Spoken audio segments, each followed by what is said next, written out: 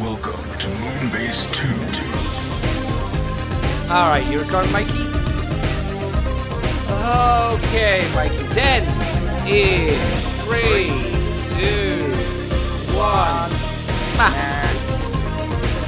Hello, everybody, and welcome to the Moonbase 2 podcast. My name is Andy, Decayed Andy, the zombie boy, and I'm joined this week by a man with many faces. It's Mike G. Wolfie 3. Hello, Mikey.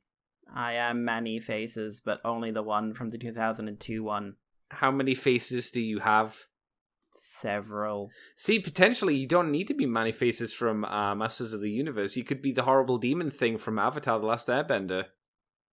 Oh, That what had was his name? many faces. I can't remember. Oh, what was his name? Isn't it more appropriate to call it, I suppose, because it could have many faces? I remember the voice, haunts my nightmares, but I can't. Do you remember how annoying it was that thing never cropped up in Korra, even though they went to that realm? And Andy. we both complained about it. We were like, why didn't they use something as cool as that as an antagonist? Yeah, face or stealer. why did they introduce the idea that the spirit world and the real world and the mortal world have linked? And then it means nothing! Nothing. Absolutely nothing. You have fundamentally rejiggered the entire premise of your universe, but it means zero because you want to do a story about a woman in a metal who's a metal bender but it's all right because she's sad. Korra's an amazing show, Mikey. A lot of people think so. I know.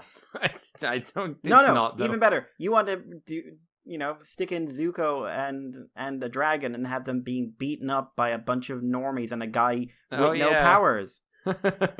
Oh, we were so excited to see Zuko, and then it's and like, his dragon. oh, yeah, so and okay. Basically beating a dragon in a firebending contest. I mean, why wouldn't you? That's how good you are, Mikey. And before someone says oh well, I mean, isn't that a running thing? And with the leaders of the Fire Nation being able to do it. Yeah, the top tier people.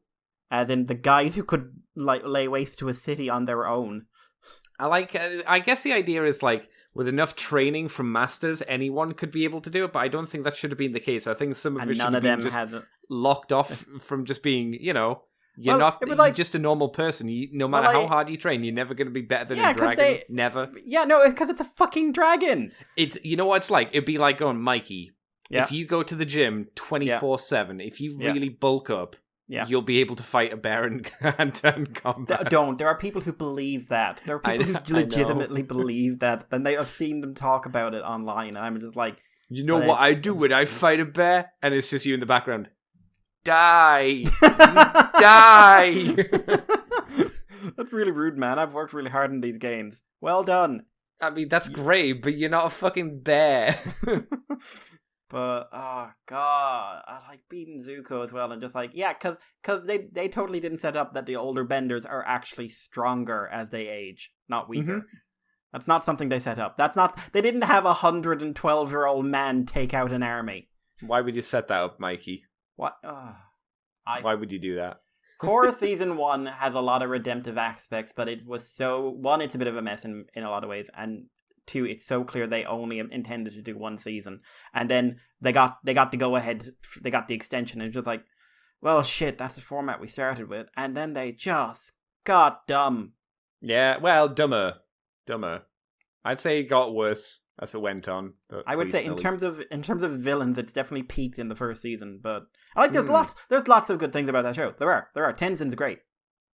Here's the thing: there are a lot of good ideas that I never think fully get fulfilled on. It's like they give you a drip, and it's like, oh, I like that drip, and then they give you a slap of something else that you don't like. It's like, I'll give you one Smartie, but then I'll make you eat a load of gherkins. It's like, no, I don't want to eat the gherkins. Can I just have the Smarties? No, you get one Smartie, and you need to eat a full gherkin.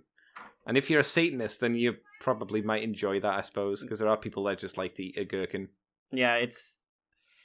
I mean, I don't know. I think I struggled through season 2. You were more accepting of it than I was. I remember until that they did the thing at the end where she's like, "Oh no, she's losing her avatar powers in season 2." And what's the first thing they show you? I'm pretty sure I remember, I was like, oh, I don't know about this. And you're like, no. And then by the end, you're like, no, fuck this show. Here's Aang. Here's Aang's soul exploding. What significance does that have? Don't worry about it. Nothing! Don't worry about it. It's fine. About as much as the fact that we brought spirits into the human world. Mm-hmm. Good times. Because we want to deal with that. How? By saying this man has air powers now. And now Aang's one non-bender child matters.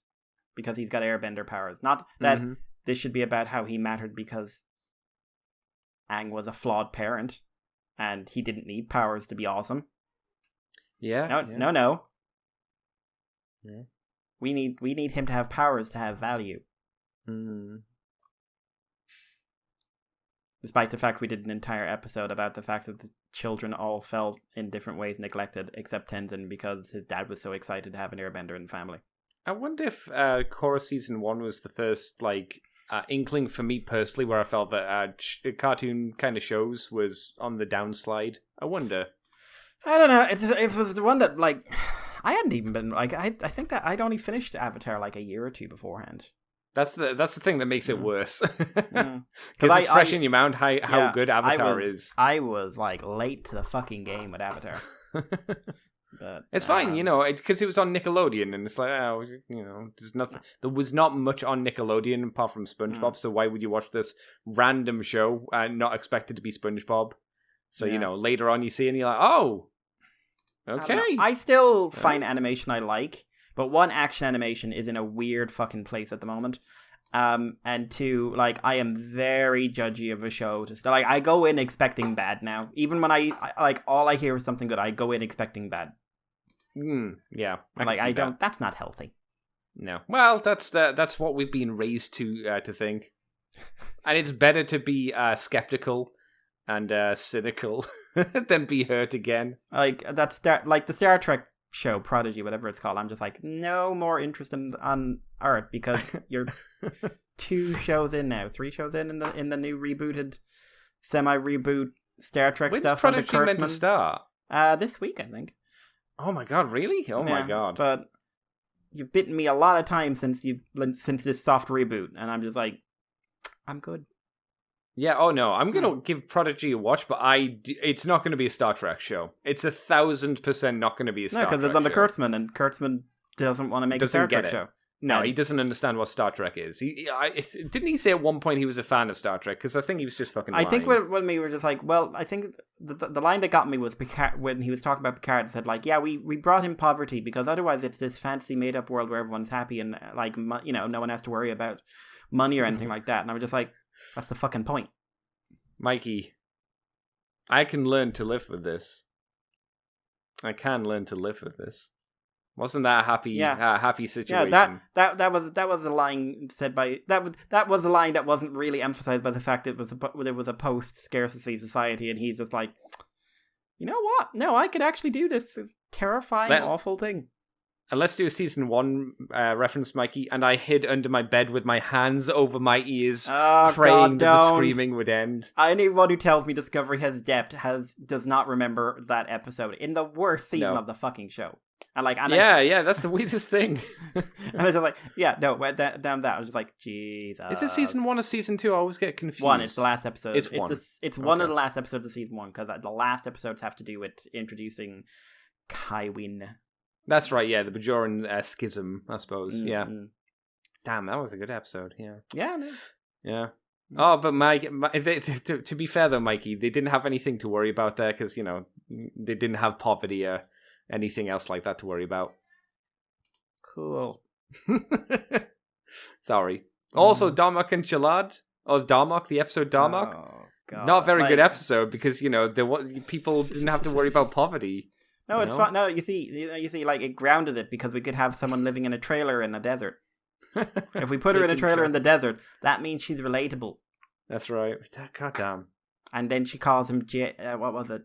JL. JL, yeah. And I was just you want me to like this woman. I know you want me to like her because she's, you end up having her date 7 of 9 in the end, which by associating her with the most popular character out of Voyager, you definitely want me to like her. Oh, definitely. But boy, howdy, are you introducing her in a way that makes me want them to land a space shuttle on her. I mean, something that I'll never enjoy, which since the Abram movies, they just will refuse to do, is they make them talk with normal dialogue, like with current day dialogue, and it just doesn't work. This is the future. This is a lot of years into the future. We don't use...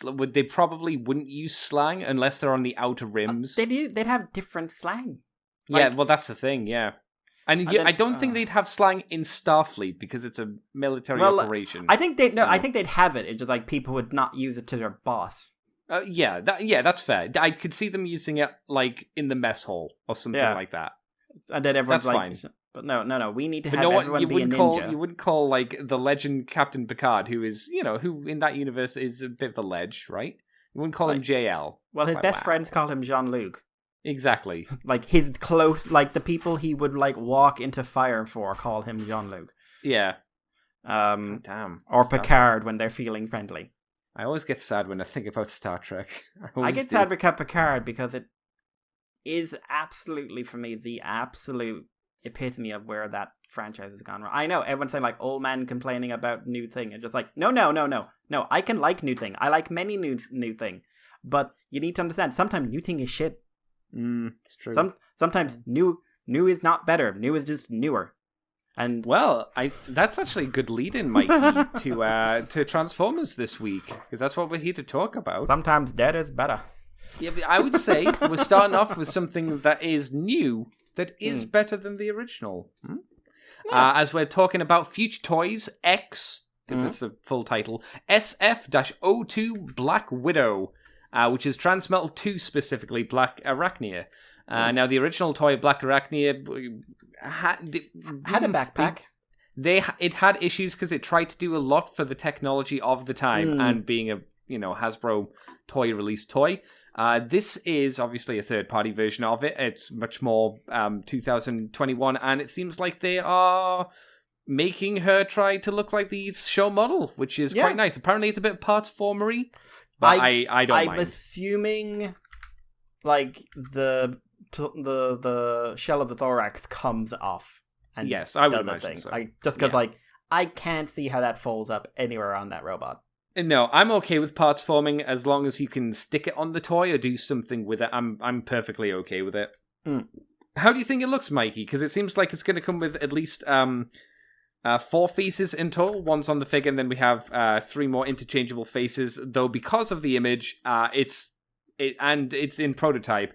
It's very, very difficult to make out any real detail. We can get the silhouette, but everything's kind of lost because it's that horrible, almost translucenty white plastic. Yeah, this is something like where I'm sure someone's playing with the contraster on this and getting it right. But oh yeah, probably that's a fair point. I'm definitely interested in it. I think the robot mode looks like a good sculpt. Might change when we see the full version, though. Yeah, of course. The spider is the Transmetal 2 spider from the show, which is a weird looking spider.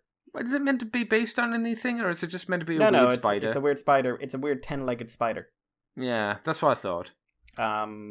With a weird face. But it's a fun, it's an alien space spider thing. Who's gonna... I'm not getting fussed about it. I know Future Toys have done a few things, and I haven't paid any attention to them, I'm afraid. But they did. In the showcase here, they have a black tarantulas, a tarantulas, and I know they did a Transmetal Optimus Primal, and I think they did either a Cheetor or a Ravage.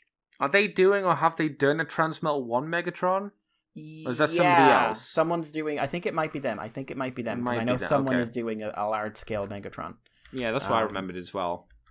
No, I'm definitely interested. I'm curious to see how it turns out. Man, would like to see something that not got giant. We're holding it together screws all over the place. Yes, I pray that is because of just what it is, because those screws are they're super sticking out. She's got one that looks like it's coming out of her neck, so she looks very Frankenstein or Stein. Yeah, but different prototypes. One prototype that's got less moving parts doesn't have any of the screws, whereas the one that with all the screws, that's clearly the next grade up. Yeah, there's one that's more hard grey where you can make out a little bit more details, but the photo's not very kind to show off those details, but I see what you mean, yeah. Yeah, what do you think? So, I guess we're going to have to wait and see. It's meant to be masterpiece scale, for better or for worse, whatever I that means. That's the thing. Will we see an RC repaint? Oh, for the BotCon version, yeah. I don't know how popular that version was. I know, because that was when like BotCon fiction was getting a lot. That was like 3H's days, I believe. Yeah, it was really early on. I think it was one of the very, very first ones, right? Yeah. No, like, because like BotCon had started in the mid-90s under a company, I believe, that was like really, really bad. But like it was 3H era when the fiction started off, like really like the post-Beat Machine era fiction, where they literally tried to make everything official and everything tie in. Okay. And I know RC was a big part of that. Yeah, BotCon 2001. That was when it was. The three, but I don't know why I'm thinking 3H. Someone correct me, I'm sure. But yeah, it's one it's the RC fiction. I know. Well, basically, I know the fiction back then was a bit more like, oh my god, the fans are getting to do an actual thing here. This is crazy cool. Whereas that was not necessarily an emblem of quality. Because I think like Shockwave came out of that as well, and he's terrible. I want to say you're probably right. Yeah, sounds about right. But like we also got Tigertron, I believe. Out of Tigertron out of the Japanese version of Ravage, which was pretty cool. Yeah. And Sandstorm, who I actually like, who's the repaint of Scorponok. He's got some really nice colors. He looks like a really good Desert Scorpion. Yeah, I guess we're going to have to wait to see more pictures of this when it eventually slides on out. Keep the eyes puckered, I guess. And it seems like the third-party companies are doing something more with Beast Wars than Hasbro. Yeah. So that's always a plus. Mikey, yes, Kang Toys. You've got quite a girthy amount of news. Yeah, Kang Toys showed up at a few conventions in the last couple of weeks, and revealed quite a bit. So their 6 Predacon combiner. I am aware. Yes, it is a 7. No, actually, it's an 8 Predacon combiner. Oh my god. Yeah, so one we don't have a picture of it here, but they showed off both the combined Predaking and the combined miniature Predaking that they're doing. Oh, they're doing 2. I didn't know they're doing 2. Yeah, they're doing a legend scale one as well with the same designs, just scaled down. So they also revealed that these figures will come with 2 extra figures, CT7 and 8. Now, we don't know anything about 8-bar. We know what it looks like in its alt mode, which we'll touch on, or its tertiary mode, its combiner mode. But so the one we did see is Dazarius, not Deathsaurus. No, Dazarius, which I'm assuming is Latin for something. So he is a Rubit that comes with a very big knife that transforms into a wolf, and that wolf transforms into a foot. Just a foot. A foot. All right, okay. So I believe these guys are going to be packed in. So Dazarius will be packed in with King Lion and Tor Gorilla, which are Razorclaw and the gorilla. Maybe 2 of him. I'm not sure. And they will form the feet of the combiner. Okay. I don't think I've seen anything like this since one of those third-party companies had the hands of Predaking form into a crab. Who did that again? Not a clue. Listen, how many of these have there been now? It's a fact. Yeah. But yeah, so we see his robot mode, and we see his wolf mode. I think the wolf mode looks quite nice, actually. Yes, as you mentioned before we started doing the show, super duper Zoids once again. Yep. If these were model kits, they would totally be like 1,000 repaints into different Zoid characters. The third picture, is that the foot mode, or is that like a weird tank mode? That's the foot. That doesn't look like a foot. Well, it looks like Predaking's foot. Because Predaking's feet don't really look like feet. Well, he's got giant guns for feet. Guns for feet. He's got 2, basically he's got a big flat surface with 2 pointy bits in the front. I don't know, this looks more like a weird, almost H-tanky thing to me, rather than a foot. No, it is a foot, but... I believe you, it's just a very weird design. I don't like it, but I believe it. No. I'm going to try and find the Predaking just to show you. Because the one thing I don't super love about it, it does make him look a bit bitty. In the foot, just because like his feet aren't like a nice solid thing. It's like okay, cool. Yeah, there's a lot going on with the foot, maybe too much. Yeah, like just a bit of extra detail. Yeah. Okay, this will do. Save this. Save that. But it'll probably look better painted up, I will say, but yeah, you'll see what I mean in a second. Oh. In a second, live on air. Because we stopped editing years ago. What? Also, I edit every time. I'm teasing you, Andy. Mikey, Also, apparently they're doing some sort of gold-colored versions. Yeah, that's weird. Maybe they're just not the finished versions, but like that's the main version that they're gonna be done in, or are they actually just gonna be a full gold version? I'm assuming there's like an extra version they're doing. Okay, I was making the dumb assumption that they were spraying them in gold and then they were gonna paint on the red. You know, kind of do it that way. Oh, maybe that's dumb. No, that's dumb. Yeah, yeah, you're right though. The feet, the feet still look weird to me. Yeah, maybe they look like. Oh, you know what the feet kind of look like? It's not exactly what I've got in my mind, but it does have a little bit of a look of the Galaxy Force Megatron, the Master Megatron Batman car. Yeah, it's not the main vehicle I'm thinking of in my mind. There's another one, but I can't place it. But I guess it could also be that as well. Yeah. Also, I sent over the Legend scale one as well, just for you to look at. Oh, thank you. He's got a tinier head. Yeah, he's going to be about the same size as the individual robots. So. His chest is a little bit too big. I think his feet are nicer because they're not as bitty. But his lion head is wee. Yeah, there's a few issues, I think, with proportions. If it's not the case of just all the colours are not right, really emphasizing the proportions as well as they could. Maybe it's like a camera trick. Otherwise, it's on the weird side to look at visually. Yeah, because I know like it's very similar, but I don't think there's any. It's like a case of scaling down the same CAD model because there's definitely aesthetic differences. No, you'd have to change something like, surely because they look quite like, complex. Just looking at Tantrum's like bull head design, it's different between each one.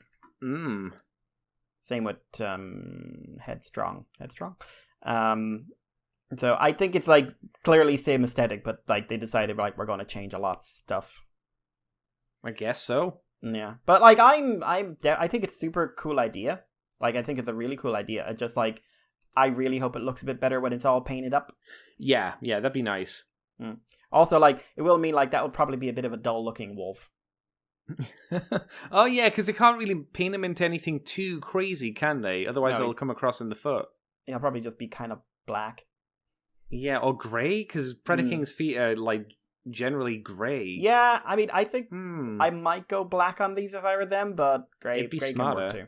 Yeah, I don't know. Yeah, they're going to have to do a lot of highlighting kind of colours and, like, hidden areas where it's not going to show up on the foot, just to make him pop a bit more. It's weird. Yeah, good luck to them, though. It's different. Yeah, but like I said, they were showing up at a few different conventions, including just a general robot convention that I saw a video of and had some cool designs in it. Being advertised by random hijacked Chinese models. Oh no. Yeah, they looked very like, why are we here? You mean like why are we here because we're doing illegal things, or just why are we here like life is pain, only to suffer? Okay. Send help. I'm in the middle of a toy room and I don't want to be. But yeah, so we also got the initial design sketches for the Kang Toys Volcanicus set. Oh my god. So this is a similar design aesthetic of Make Them Zoids. And the Dinobots will combine into a Volcanicus. And it's 6 Dinobots this time around because they've thrown in a Scorn. Oh, not Paddles. Not Paddles, no. But I think this is the first third-party Scorn. I think you're right. I think they've done a bit more with Scorn as well because it's a Spinosaurus. Has she always been a Spinosaurus? Yeah, no, you're thinking Slash. Oh, no, yes, Scorn's the movie one, isn't it? The red one. For some reason, had 3 spines. That's what they had back then. So, yeah, like, this is, when I say this is like Duoma Zoids, this is more Zoids. Super duper Zoids. I love the color placement on them. It breaks up the usual color pan on the Dinobots, and I really, really super duper love Snarl's silhouette. Which mode? The robot? The one where his tail splits in half and it almost turns yeah. into like bull horns. Yeah, it's kind of interesting. It's like what Snarl's tail does normally, except reversed and with a bit of extra articulation worked in. I think the term they Japanesed him up because, like, the American one is it just sticks to the side. I mean, originally it was Japanese, obviously, but with this, it's like they went, they go up as like these giant shoulder horns and they reach the sky and pierce the heavens. Yeah, no, it's nice. I think Swoop is kind of interesting as well, in that they've kind of turned him into a Gundam. Yeah, I like his pterodactyl mode more so than his robot mode, and I think it's because of the color placement of his robot mode. Yeah. But again, the silhouette's kind of interesting. It's got a little bit of Hyakushiki going on just because of the bits on his back. Or like, I was thinking, what was I thinking? I was thinking the Tolgis? Destiny. Oh, yeah, I can see that too. With the big weapons on the back. Slug is probably the closest to regular. Because it's basically a Triceratops with these big spikes in his body, and then he transforms. Said Slug. Yeah, I got confused. And he basically looks like he transforms basically as normal. Yeah. Scorn's basically an original robot mode. Yeah, it's pretty neat. Sludge is probably the weirdest. Yeah, I don't know how they're gonna pull that off and not make that look weird. Because it's basically they've changed his dino mode, so he's a Brachiosaurus now, which means he's got a really, really long neck. And their way of handling it was basically the neck and the tail hang off his backpack in front of two big cannons. Mm-hmm. Like secondary arms, basically. To the point where I thought they were his arms. Yes, I didn't notice until you said they were hanging off of his back. I was like, no, they're his arms, you idiot. Then I looked at him and oh no, there they are. Yeah. But he's still apart from that, he's kind of following the Grimlock, the Sludge silhouette. Yeah, I'd agree with that. Yeah, I mean, he never really had that much of a crazy silhouette to begin with, I suppose. And the last one is Grimlock, who has gone through something of a redesign. He's got chicken legs. He does, which do not transform. Worst story ever. No. He is like the most unapologetic. We saw our favorite Zoids and we have integrated them because he looks like every major Tyrannosaurus Zoid. He has a tail that ends in two swords. Of course. He has a Godzilla chin, specifically Godzilla 98. And then he transforms very differently and ends up looking a bit like, apparently, I checked this out, looking a bit like a preliminary Age of Extinction design. Oh, okay. Which gives him like a long tail, and the T-Rex is a shoulder pad. And he also, like, the sword bits are integrated into his arms now. It's unexpected, but I do dig it. Like, it's weird.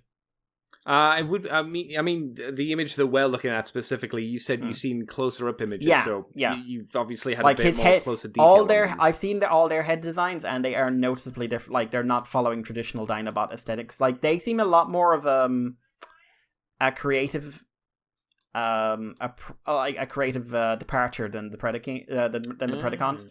Like maybe more along the lines of Razorclaw, who's quite different. Now, you are a Grimlock connoisseur, I think we can all agree on here. Would this be a Grimlock that you would add to your collection if not crazy money? And, of course, you theoretically had money. Yeah, I theoretically had money. It wasn't crazy, and I wasn't like, is he going to be massively compromised by being a torso? But no, I like him. I dig the T-Rex mode looks dumb. Dumb, fun, Japanese, crazy super robot. And it's got kind of more of I don't know, there's an aesthetic choice with the dino mode, with the robot mode, that I know there's a term for it, but it's not hitting me at the moment. But I do like it. I think it's interesting and new. And he looks fun. All of them do, to be completely honest. Yeah, I like these slight changes, like we said. And adding Scorn in there, not a terrible idea. No. Not Paddles, but to be fair, Scorn's more practical than Paddles. Paddles is very useless most of the time. Yeah, Paddles is amazing. If you want Paddles, Planet X have provided. That's true. But yeah, no, I think they're cool. I'll be looking forward to seeing some prototypes. I guess we don't have any more information on these from the images that you saw later on. Okay. That's fair. So, take us on, Andy. Right, let me tell you, Mikey, about Transbots, X-Transbots MX22 Commander Stacks. I actually thought this was something that we talked about. I had as well. Ultra Magnus. Yeah, I thought this was a Legend Scale Ultra Magnus. It's not. I was actually going to ask you why this was in here earlier on. Because at this point, a lot of the Ultra Magnuses? I don't know. All of them are starting to really look very, very similar, whether they're big or small. This is obviously coming from X-Transbots. It's a colored prototype, which we may or may not have talked about in the past. Who knows? The robot mode, as it says in this article, looks well-proportioned, shows off an impressive range of posability for such a blocky robot. It's going to have 5 faces and his goon. Of course, it's going to have his goon. You wonder about the scale, Mikey. Well, it's going to be bigger than the MP44, which is the not the last Optimus Prime, the one before that, the MP10. Oh, no. It's got the shots of the latest Optimus Prime, the one with the anime look. Yeah. According to the post on Weibo, that place, it's going to be 27 centimeters tall in robot mode and 38.5 centimeters long in the alt mode. And is planned to release in the second quarter of 2022. So, clearly he's Masterpiece scaled. Yep. I would say it looks better than the last Masterpiece Ultra Magnus that we got, which was, the official one. Yeah. If you're going for an animated look, which this is obviously what they're intending for. So one, I will say that's some impressive posability for an Ultra Magnus. Like, that's kind of insane. He can do a full-on waist crunch. And pull off some good posability. And it looks like they are not going for white Prime with armor, which I think helps that immensely. Yeah, I was going to mention that. Yeah, it's a good point. It's one of the very, very, very, very, very few times where they go, you know what? Let's not do the thing that usually has to compromise the Ultra Magnus in the end. I think it's like the only one I can think of in recent memory. Yeah, because a lot of companies like to try and get the increased playability, which I get, but I don't know whoever's like, yay, white Optimus Prime. Yeah. The vehicle mode, unfortunately, does basically look like what it always does, which is Ultra Magnus's body doing Pilates. That's what it is, you know. Yeah. But I like the colors on the chest. Like, the choice of reds are very different. Like, very deep. It's more of a kind of crimson-y kind of red than Optimus Prime's kind of bright heroic red, which isn't a bad idea, I suppose. Yeah, good choice of faces. Apart from, like, they do make the classic mistake of going, we're going to look at this animation cell. So, like, he's got neutral, sort of like grr face, slightly more grr face, open mouth, closed mouth. Yeah, so I'm sure there's more subtle differences. The images aren't the biggest, but from these, the ones that we have so far, that it's not super clear what all of them are, and there's no expression in the eyes either. It's all in the mouth, but not in the eyes. Yeah, well, then again, like, cartoon Ultra Magnus, not exactly expressive guy. True, but I guess if you're gonna do like, different faces, you can go a little bit nutty with it. Like, do you remember the one where he's like in the movie where he's tapping his head? I'm sure his eyes were a little bit different there. I don't remember. I just remember that was the first thing I thought about, actually. But also, he comes with the little human version of him from Only Human. Yeah, I forgot to mention that. Hilarious dungarees. Yeah, well, from space in the future. They were in the future, so they have the most amazing clothes. All of them did. All of them had space dungarees, didn't they? Yep. And Hot Rod got laid. I mean, he was obviously gonna. Like, somehow. Like, they worked that in, like, with heavy implications. It's important. Character development. It seems like you'll be able to maybe put those figures in the cab. At least you can open up the cab. So I guess the implication is that you can put these kind of scaled figures inside the driver's seat. Not that I think that's super important, and it may be a compromise. It might just work. I guess we don't know. I'd say he looks good, though. If you were like gagging for a new Ultra Magnus and you can't be bothered to wait for a Hasbro version or Takara version, which will probably have to suffer in some ways, this might be the one for you, I guess. Yeah. So, anyway, I think it's kind of neat, in all honesty, which is a nice thing to say. Yeah, oddly enough, I don't think we'll get a Diaclone version, just because I don't think... Well... That would justify it. We do have animation cells. I mean, logically it makes sense, but I don't think. And they ain't gonna use that. I don't think a lot of third-party companies go in for like loads of repaints. They do True, it for like true. the big ones, like the third-party combiners and stuff like that, and maybe some of the big main characters, like to get the main color changes in there. But they don't usually go for the weird like, oh, we got to do the Diaclone version now. Sometimes they do, obviously, but I think it's a bit rarer. Probably costs too much for them to make the money back versus Hasbro, which they can just poop it out, and it might be a little easier. But Mikey, TFCon had its little convention down in Baltimore, and there was a third-party panel. We didn't cover it last week because we had things to talk about. Yeah, I guess we can now cover it because there were so many reveals, weren't there, Mikey? There were some. The reason we didn't cover it was because a lot of it was kind of running over stuff we'd already covered.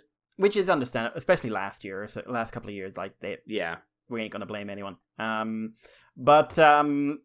first up, we have something new. Iacon 3D Labs, what I thought was like a Shapeways project, is being done as a full thing. They are doing an upgrade kit for Studio Series Grimlock, which will come with 2 swords, one with a plain blade, and then you switch the blade out for a more stylized handle. It also comes with a crown to give him Grimlock King. These are all 3D printed samples as well, which is another reason I thought that was it. A throne, which has Grimlock's face molded on the back of it, or on the back of the chair, but on the side facing away from you, it has big KG. And then it comes with a peg you can stick Wheelie in, instead of like a box for you to keep Wheelie in and then set on fire. And didn't see this one coming. Regal shoulder pads. These Regal shoulder pads are designed to give Grimlock the impression he has murdered a pair of Sharkticons, ripped their heads off, and painted them gold and used them as shoulder pads. This has a certain charm to it. However, like, I like the chair. I think the chair is actually really well done. The crown is something I just accept that other people get excited for. I never think that crown looks good, personally. No. I mean, like, the being able to put the blades of the swords in the chair is just like, oh, yes, Game of Thrones.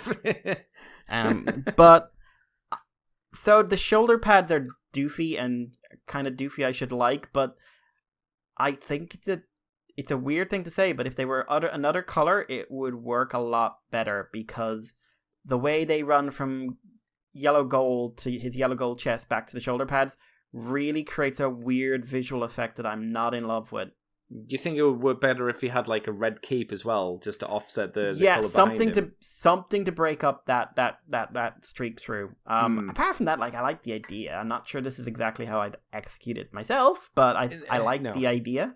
It certainly looks like a 3D project, which, you know, it clearly is. It doesn't look like a full, like, third-party product. It's not like a fan's project or a X-Transbots or anyone like that. It looks like this came off a 3D printer. It's an interesting idea, but I don't think it looks... It feels like something that you could do at home yourself rather than spend money for the product. Is that fair to say? I don't know. Yeah, it does feel like, okay, print this off and then paint it yourself, have some fun. Yeah.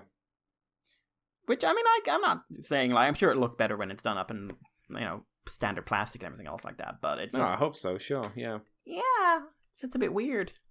It's a good kind of weird. It just, like, those shoulder pads just, like, when I saw them first, I was kind of like, yeah, cool, this is weird, I love that. They're just like, oh, they don't look good at all when they're on. No. They really don't. They need something to break that up badly. Also, those are very big Sharkticons. Yeah, they were never that big from what I recall, right? No, they fit in his mouth. Yeah. Like their whole body. But yeah, moving on from there, we've got Iron Factory, revealed their collection of samurai bots that I know they've got pre-orders up for a couple now. Like, I know the Banzai-tron, his pre-orders up, but like no word on any of the rest of them yet. They also, I'm assuming, like, this is a weird one because Robot Hero, a group I've never heard of, is releasing the skateboard And Mousers from 1986 Teenage Mutant Ninja Turtles. Ah, the famous Transformer episode. Yes, I remember them. But I have not heard of them doing Transformers before, so I'm curious about this coming in. Maybe if we saw the panel, they would have let in with, these guys are the guys who worked on these Transformer projects. They're also doing this. I'm guessing that's the context that we're missing. But yeah, when you just see the slides, you're like, what the fuck? Why? Do we even know what scale these are for? What are they for? I think these are NECA figures, but don't quote me on that. Okay. But I will say it's weird to me that skateboard is actually something burned into my brain. I think I had the skateboard because there was a little flicker switch on the back where you kind of knocked it and a big foot came out from underneath the front. It was a different color though. Yep. But yeah. Yep. Turtles. So, Fans Hobby, I think this is the first time we've got a full reveal of the prototype for Fatimus Prime combined. Might be right, yeah. MB18, so they have slimmed him down considerably. He's got wide shoulders, though. He has very wide shoulders, and he's got kind of that Volcanicus thing of his shoulders, like the fact his shoulders stick out, like the joint that his shoulders are on sticks out, is being disguised by the chest. Yeah, that's what the original toy did as well, so, I get it. So do not close up his chest. Like, I think it looks like a big improvement over the original. Yeah, I think it still has the flaws of the original as well, but I would agree with you, it is an improvement. Like, just sort of accepting they needed to compromise those little vehicles to make it look better in robot mode was a wise idea. Yeah, agreed. It's still it's gonna look weird colored because that was a very strange looking design. Wow, it's a Sentai mech, basically. Yeah, not a good one. No. Yeah. After that, we had MB19, which sites reporting as Double Dealer, but if you've been paying attention to Fans Hobby, it's actually Double Clouder. Yeah, we talked about this, didn't we? Did we see these images before, or did we see different images? Are these just clearer? We saw, I believe, just like those wireframe previews they did. Oh, okay. So we get to see Double Clouder and it is Double Clouder because they're doing a Master Force theme thing. Yay. So I could also look a bit different because Double Clouder has different tampos and stickers and stuff, but that's a thing. Anyway, we get to see vehicle mode. We get to see a missile launching mode with a lighting effect. So you fold the missile back and there's a little orange button. We get to see the robot mode, which is basically what you'd expect. But then they show off the bird mode, and it turns out there's another robot mode to go with the bird mode. I like the idea, you know. Also, it makes a lot more sense when you actually think about it, because must have been really weird for everyone to go like, wow, we never see, on either side of the army, we never see this guy transformed. You ever notice that? Yeah, like when he's on our side, he's always stuck as a giant bird. Always. Yeah, like, why don't you have a robot mode, sir? This is my robot mode. What do you turn into? A missile carrier. Oh, you mean like the Autobot guy? No. He turns into a dude, obviously. Also, like, it does look like the Power Masters or the God Masters are in there as well. Yeah. Because you can see the little bat folded up. So I think he looks neat. It's a good idea. I want to see how it turns out, because it looks like the wings... I'm sure we mentioned this before. The wings look like they're not going to be the most prettiest of things because of just how many joints they've got in them, and it looks like they fold in on themselves quite a lot to, I guess, hide away the for the Autobot robot mode. Yeah, but you get these concessions, I guess, for what you're trying to do. Yeah. The gun for the Autobot guy as well is really, really big because it is the bottom half of the missile, but yeah, it looks solid. It looks interesting. It's again. They're trying to do something a little bit different. Even though it's just a G1 figure, it feels like they're trying to do something with it. So I'll give them that. Yeah, and I think it's nice to see a bit of like creativity. Yeah. After that, they just had some like really early wireframe stuff. They're doing an Armada Ultra Magnus. That will combine with their Armada Optimus to form big shoulder cannons. They're going to do a tidal wave that will be able to combine with Mega Tyranno, which is their Armada. That's pretty. You know what's annoying? We haven't had a tidal wave since the original toy. Nope, this is the and first tidal wave tidal was wave. One of the best Armada figures, I would say. And great also design one too. Also one that as you get older, you go like, wow, what a great Armada figure. I really would like a modern engineered one. Like, I really, like, the fact he hasn't been on this commander class at least is just sad. No, we got Rodimus with a box. Yeah. Oh, jeez, yeah. Like, I'm interested to see what they do with this. I'm not going to hold out hope that it's going to be exactly what I want. But I look forward to seeing what they do. Because obviously, they're going to... I can't imagine that they're not going to have them separate into the 3 tiny... boats, no. Right? You have to do that. Like, right? just looking at the wireframe design, it looks like they're going to follow the original transformation pretty solidly. And with the amount of like little gimmicks they gave the Megatron, I can't imagine that they wouldn't do the same thing with Tidal Wave. If you want to not have the what's it called?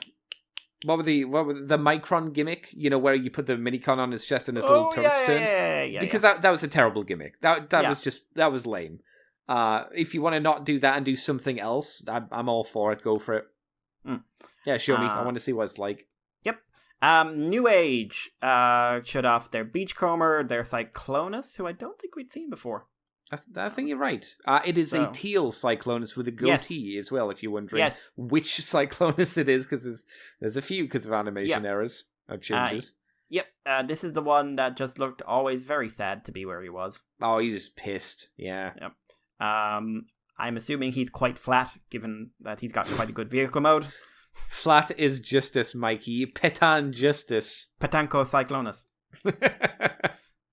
That's where Cyclonus comes up to you with a knife and says, "What did you say about no, me?" comes up with just like whistles, boing boing, and just starts stabbing. I'm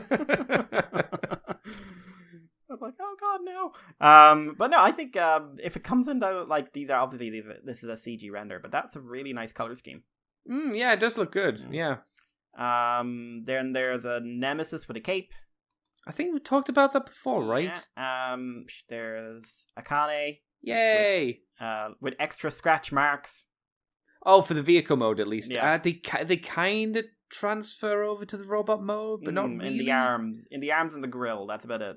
Yeah, none on the legs at all. No. I think they need some at least on the thighs or at least on the feet, right? Yeah, I don't know. It's one of those things like you could say like, well, I mean, in vehicle mode, if all the scratches are occurring then, like, and it's when he goes into stuff.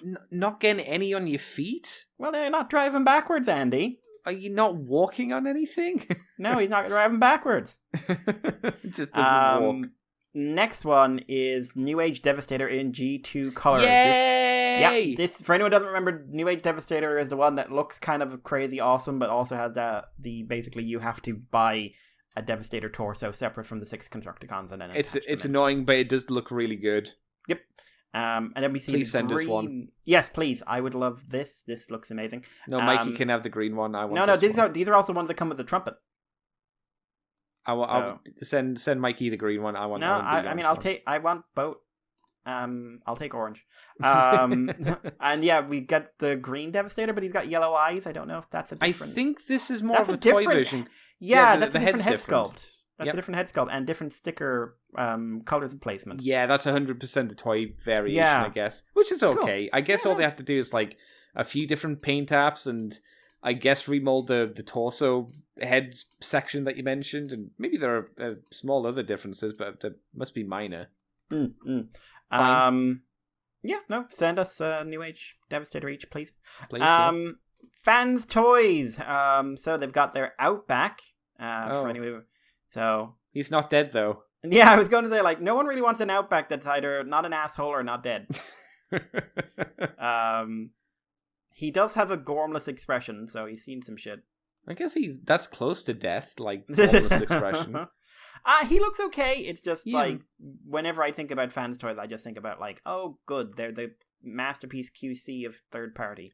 Yeah, like Fans Toys have never. I think we've said this before that they don't do anything that's shocking. Where you go, oh wow, that looks really good. It's always like, yeah, it looks fine, and it looks fine again.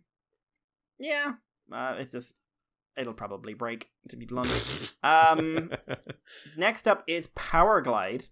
The only transformer to maybe have sex with a human girl. Or at least viciously assault her. He made her bounce. He hit her so hard she bounced. Yeah, broke a hymen that day. broke everything that day, Andy. He threw her on the ground, and he threw her so hard she literally bounced. We're not made to bounce. Do you realize the amount of force that took? Yeah, no, she was fine. She was like, "Do it again," and I'm just like, "What? Why? What?" My bones have turned to dust, but I want it one more time. Yeah. He turns into a very skinny plane. It looks way more like the Cobra Rattler than it does Powerglide's plane mode. I wonder if they're going to do like a Cobra variation of this, because he's really, really thin. There's a precedence in the toy line. Venom. What was it? Yeah? Viper. Oh, fuck. You might be... Was it not Venom? No, it was Viper. Oh, Viper. Yeah, they might just do Bad Boy as well. Is it Bad Boy, the GoBot version? Oh, yeah. Because that was a decent color scheme for him. I'm a little concerned about the robot mode, because I have a feeling what's going on is, like, you fold down a few panels, and then, like, under those panels, there's a bunch of jumbles that you need to be careful that you don't look at from certain angles. You might be right. Just looking at his chest. Yeah. But hey, it's Powerglide. If you love Powerglide, there's a girl who loves Powerglide. Yeah. I had the episode on video, or VHS. It was never, like, one I loved, though. No, I never liked Powerglide as a person. No, he was kind of an asshole, and not in, like, an endearing way. Just like, he's just insufferable to be around.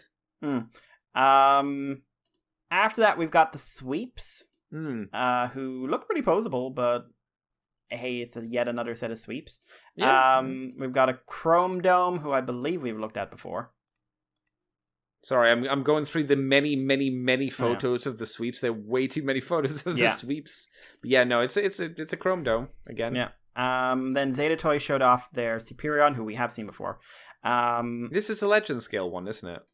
I don't. They look small. Yeah, they must be small because they got mushroom pegs for head. the legs and stuff. No way that. Maybe deluxe. Maybe deluxe. Maybe not Legend, but deluxe. Yes? Question mark. He's going to have changeable heads. I think I saw a stop motion video, which was like an advertisement or something, which pitted this team up against the New Age Devastator. But I might be wrong. I could be high. It looks like actually there's going to be like there's two different versions, one with a different head and chest. Yeah, two different animation versions, a toy animation. Something? I don't know. It's Superion, Andy. Yeah, no, I don't care. It's fair.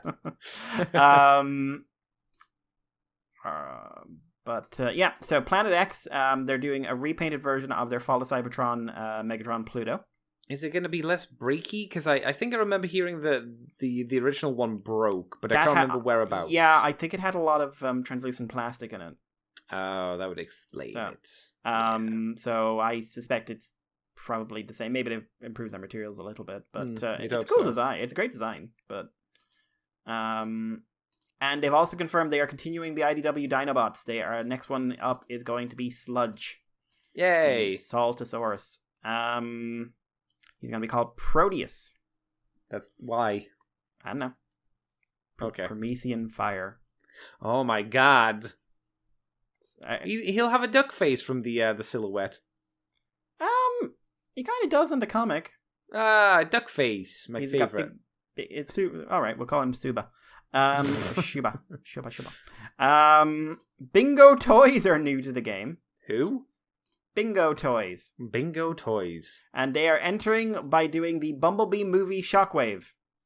Okay. I feel like we've already had a few of these at this point, right? I think 3-0's talked about this one, but these guys are brand new. Okay.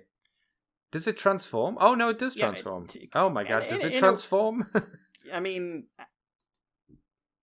yes? It looks like it transforms a little bit more than an Action Master does.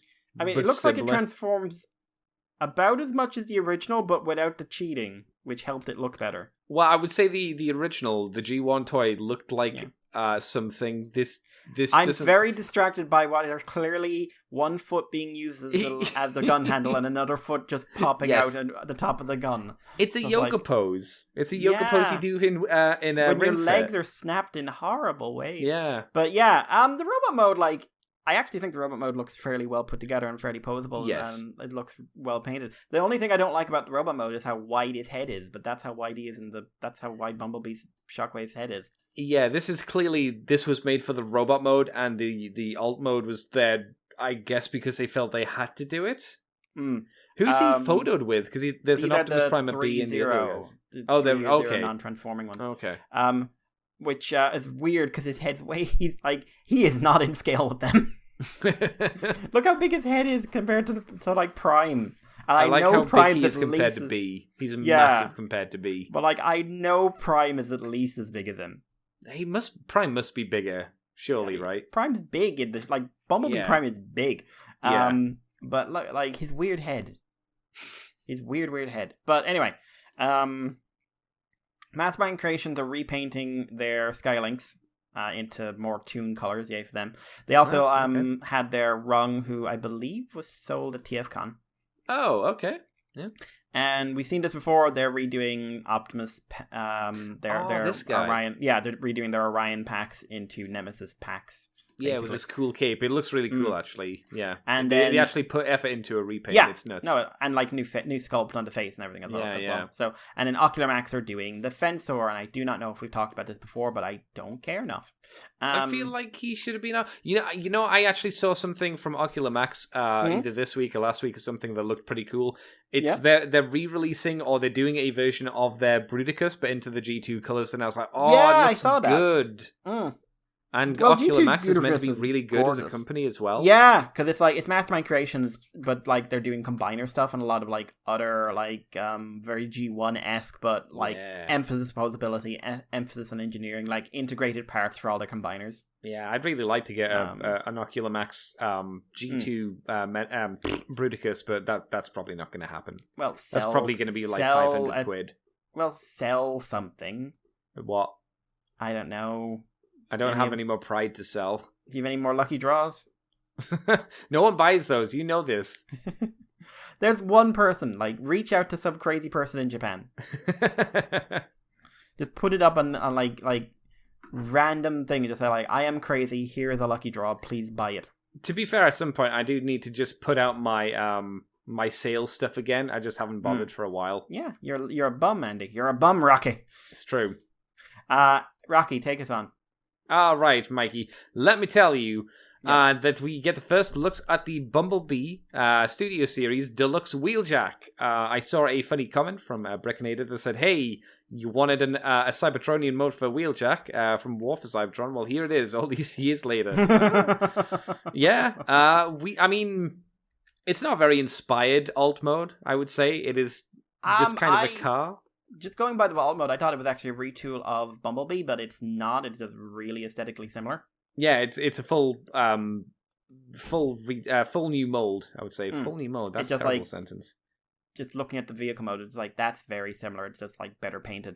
Yeah, I think the problem we have with the Cybertronian vehicle modes is there's not a lot of creativity behind them. It is usually just car. When I think people. I assume if people want Cybertronian modes, they'd like more weird things rather than just a shape. What we need to do is we need to look at what Season 3 did for their alt modes, which would just fucking... look at Blur. What's Blur? Well, to be fair, Blur is a car without wheels. Yeah, Cup. Cup's kind of a truck, but not really. Up. Yeah, there's a lot of just weird shit that you should probably go for design-wise. It's a weird thing. A lot of people are very much of the people because people want to say oh, that's Wheeljack, and how do you associate Wheeljack? Well, Wheeljack turns into this random everyday sports car. Whereas really it should be okay, that's maybe you could say oh, they all really went out of their way to choose Earth modes that look like their original modes. But it would work maybe better just here's all this crazy shit they turn into. But here's the thing, we know that that's not true, because in the G1, Bumblebee turned into a frisbee, and Wheeljack turned into a square. To be fair, a minivan. Yeah, minivan, basically. Not even close to what he turned into in G1. Yeah, wasn't it, Andy? Have you never seen the minivan races? I mean, high-end sports minivan races. Have you never seen them? Only on the Sega Mega Drive from Micro Machines. That was it. That's the closest I ever got. There's a new Micro Machines racing game coming out. I know. It looks cute, but it doesn't have crazy power-ups, which it does not look inspired in terms of either being a wacky game or a racing game. No, I tell you what was a good racing game, but was a bit boring visually because it was just real. Did you ever play Split Second? No. I think that was done by, that was either Hasbro or Disney Studios. It might have been Disney. And it was one of those things that as you like drifted and you did stuff, you built up a meter which you could then use to like set off almost like special effects. So an explosion would come from the side, or you could have a building explode and it would either crush the opponents in front of you or behind you, and then it would kind of change the layout of the track. That was pretty fun. That was a pretty neat idea. And then nothing that's been done. Now it's just do Mario Kart, which I get. Mario Kart's surprisingly successful. So I get it.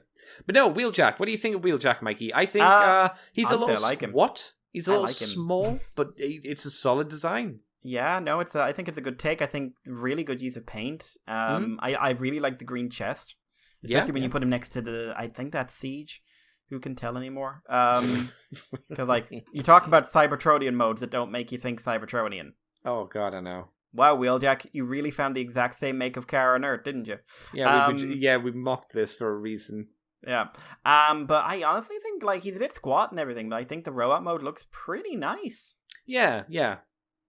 It's an interesting kind of not really super new take, but new take. It's different at the very least. He's not a repaint of somebody else, which is also quite good, I guess. I like the painted the ears because now it means he's basically always screaming. That's how I like my Wheeljack, screaming eternally. Wheeljack just stands in the back of everything, and I just want like every scene with him, like Bumblebee and Optimus are talking, you just hear him.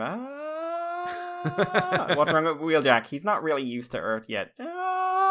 You could actually do quite a neat thing storytelling-wise. Like, you could have had Wheeljack in prison, like in Decepticon prison for a long time, and the Autobots find him, but they find him because his lights are always on, because his voice box has been broken, or something like that. So then when they fix him, it just starts screaming. But that means like you have to have another Autobot with no voice. But no, this would be a thing where you actually fix him. Yeah. Unlike Bumblebee, who you never fix until the end of the show. And then you make him talk and he sounds really interesting. We're going to save the day. You know what? You could use it as like as a prelude to Overlord. Oh, like he was imprisoned by Overlord. This is why he's always screaming. Also, I just realized like if you kicked Wheeljack and got him swearing, you could find like if you couldn't find your way in the dark. Like Wheeljack. Fuck. Oh, we're going this way. Thanks, Wheeljack. Again, maybe you could just like trap Wheeljacks in a box and put like a monster in there and use him as a lantern. I'll just electrocute him like a little cattle prod. Honestly, I just like this. Yeah, it's solid. It's not something I'd ever buy again, but it's a more. I don't know what it is, but I think the general design of this Cybertronian Bumblebee Wheeljack I like more than some of the other ones. Maybe it's because I haven't seen a plethora of them already. Yeah, that helps. So that, like we've seen a lot of, I feel like we've seen a lot of Shockwaves, we've seen a lot of Seekers, we've seen a lot of Bumblebees, and a few RCs, so it's nice to see, I guess, Wheeljack. Yeah, and I like him better than the main Wheeljack. Yeah. Deal with that world. Yeah. No, I like him. Well, Mr. Mikey, we did mention last week that there was going to be a big old super duper secret premium edition sexy spending for this stream edition of Hasbro Pulse. So what did this show us, Mikey? What were the big things that they were holding back for the players? Red. Yes, they were very red focused. That's true. Many red things. So there was this like secret behind the scenes meeting, and there was also a post PulseCon event. And in that we got revealed Lift Ticket, who is the red repaint for Generation Selects of Hoist. So this is Diaclone colors, I believe. I'm assuming so. Are you asking Diaclone. Or just saying? No. Yeah, Diaclone. Okay. So he's up for pre-order if you're interested. I don't like him, if I'm honest. I've never liked these colors, and I definitely here's my deep dark little secret.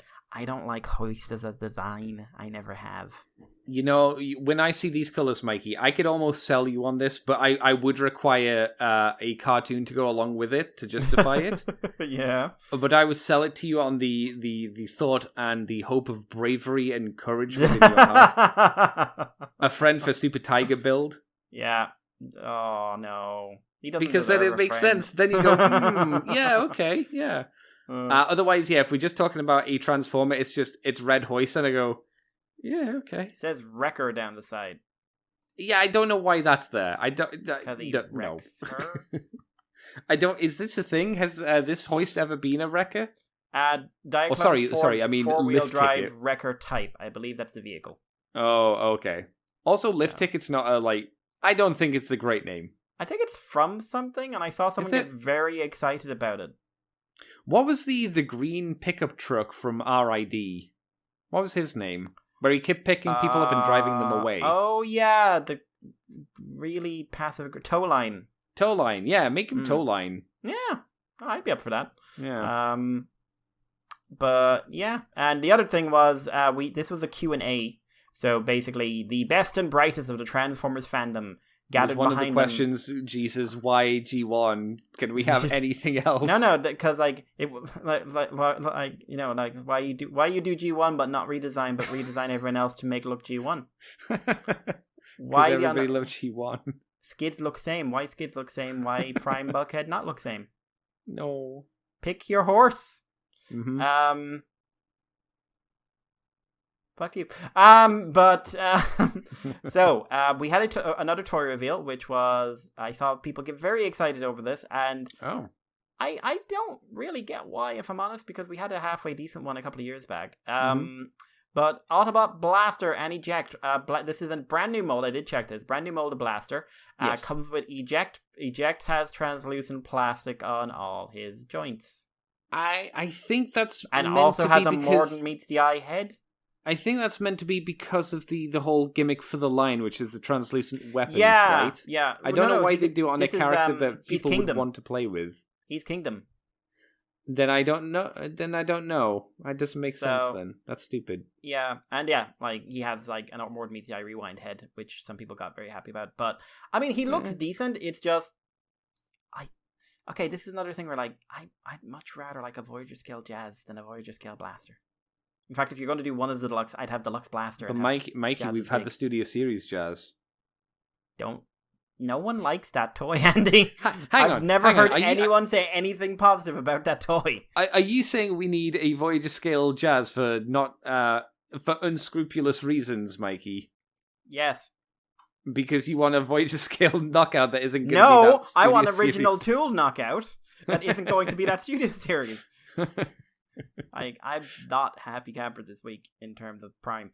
But yeah, the translucent, I don't think Eject, I think it's Eject, weird thing for me, I do have an emotional attachment to Eject because he was in the Devil's Due versus G.I. Joe Volume 4.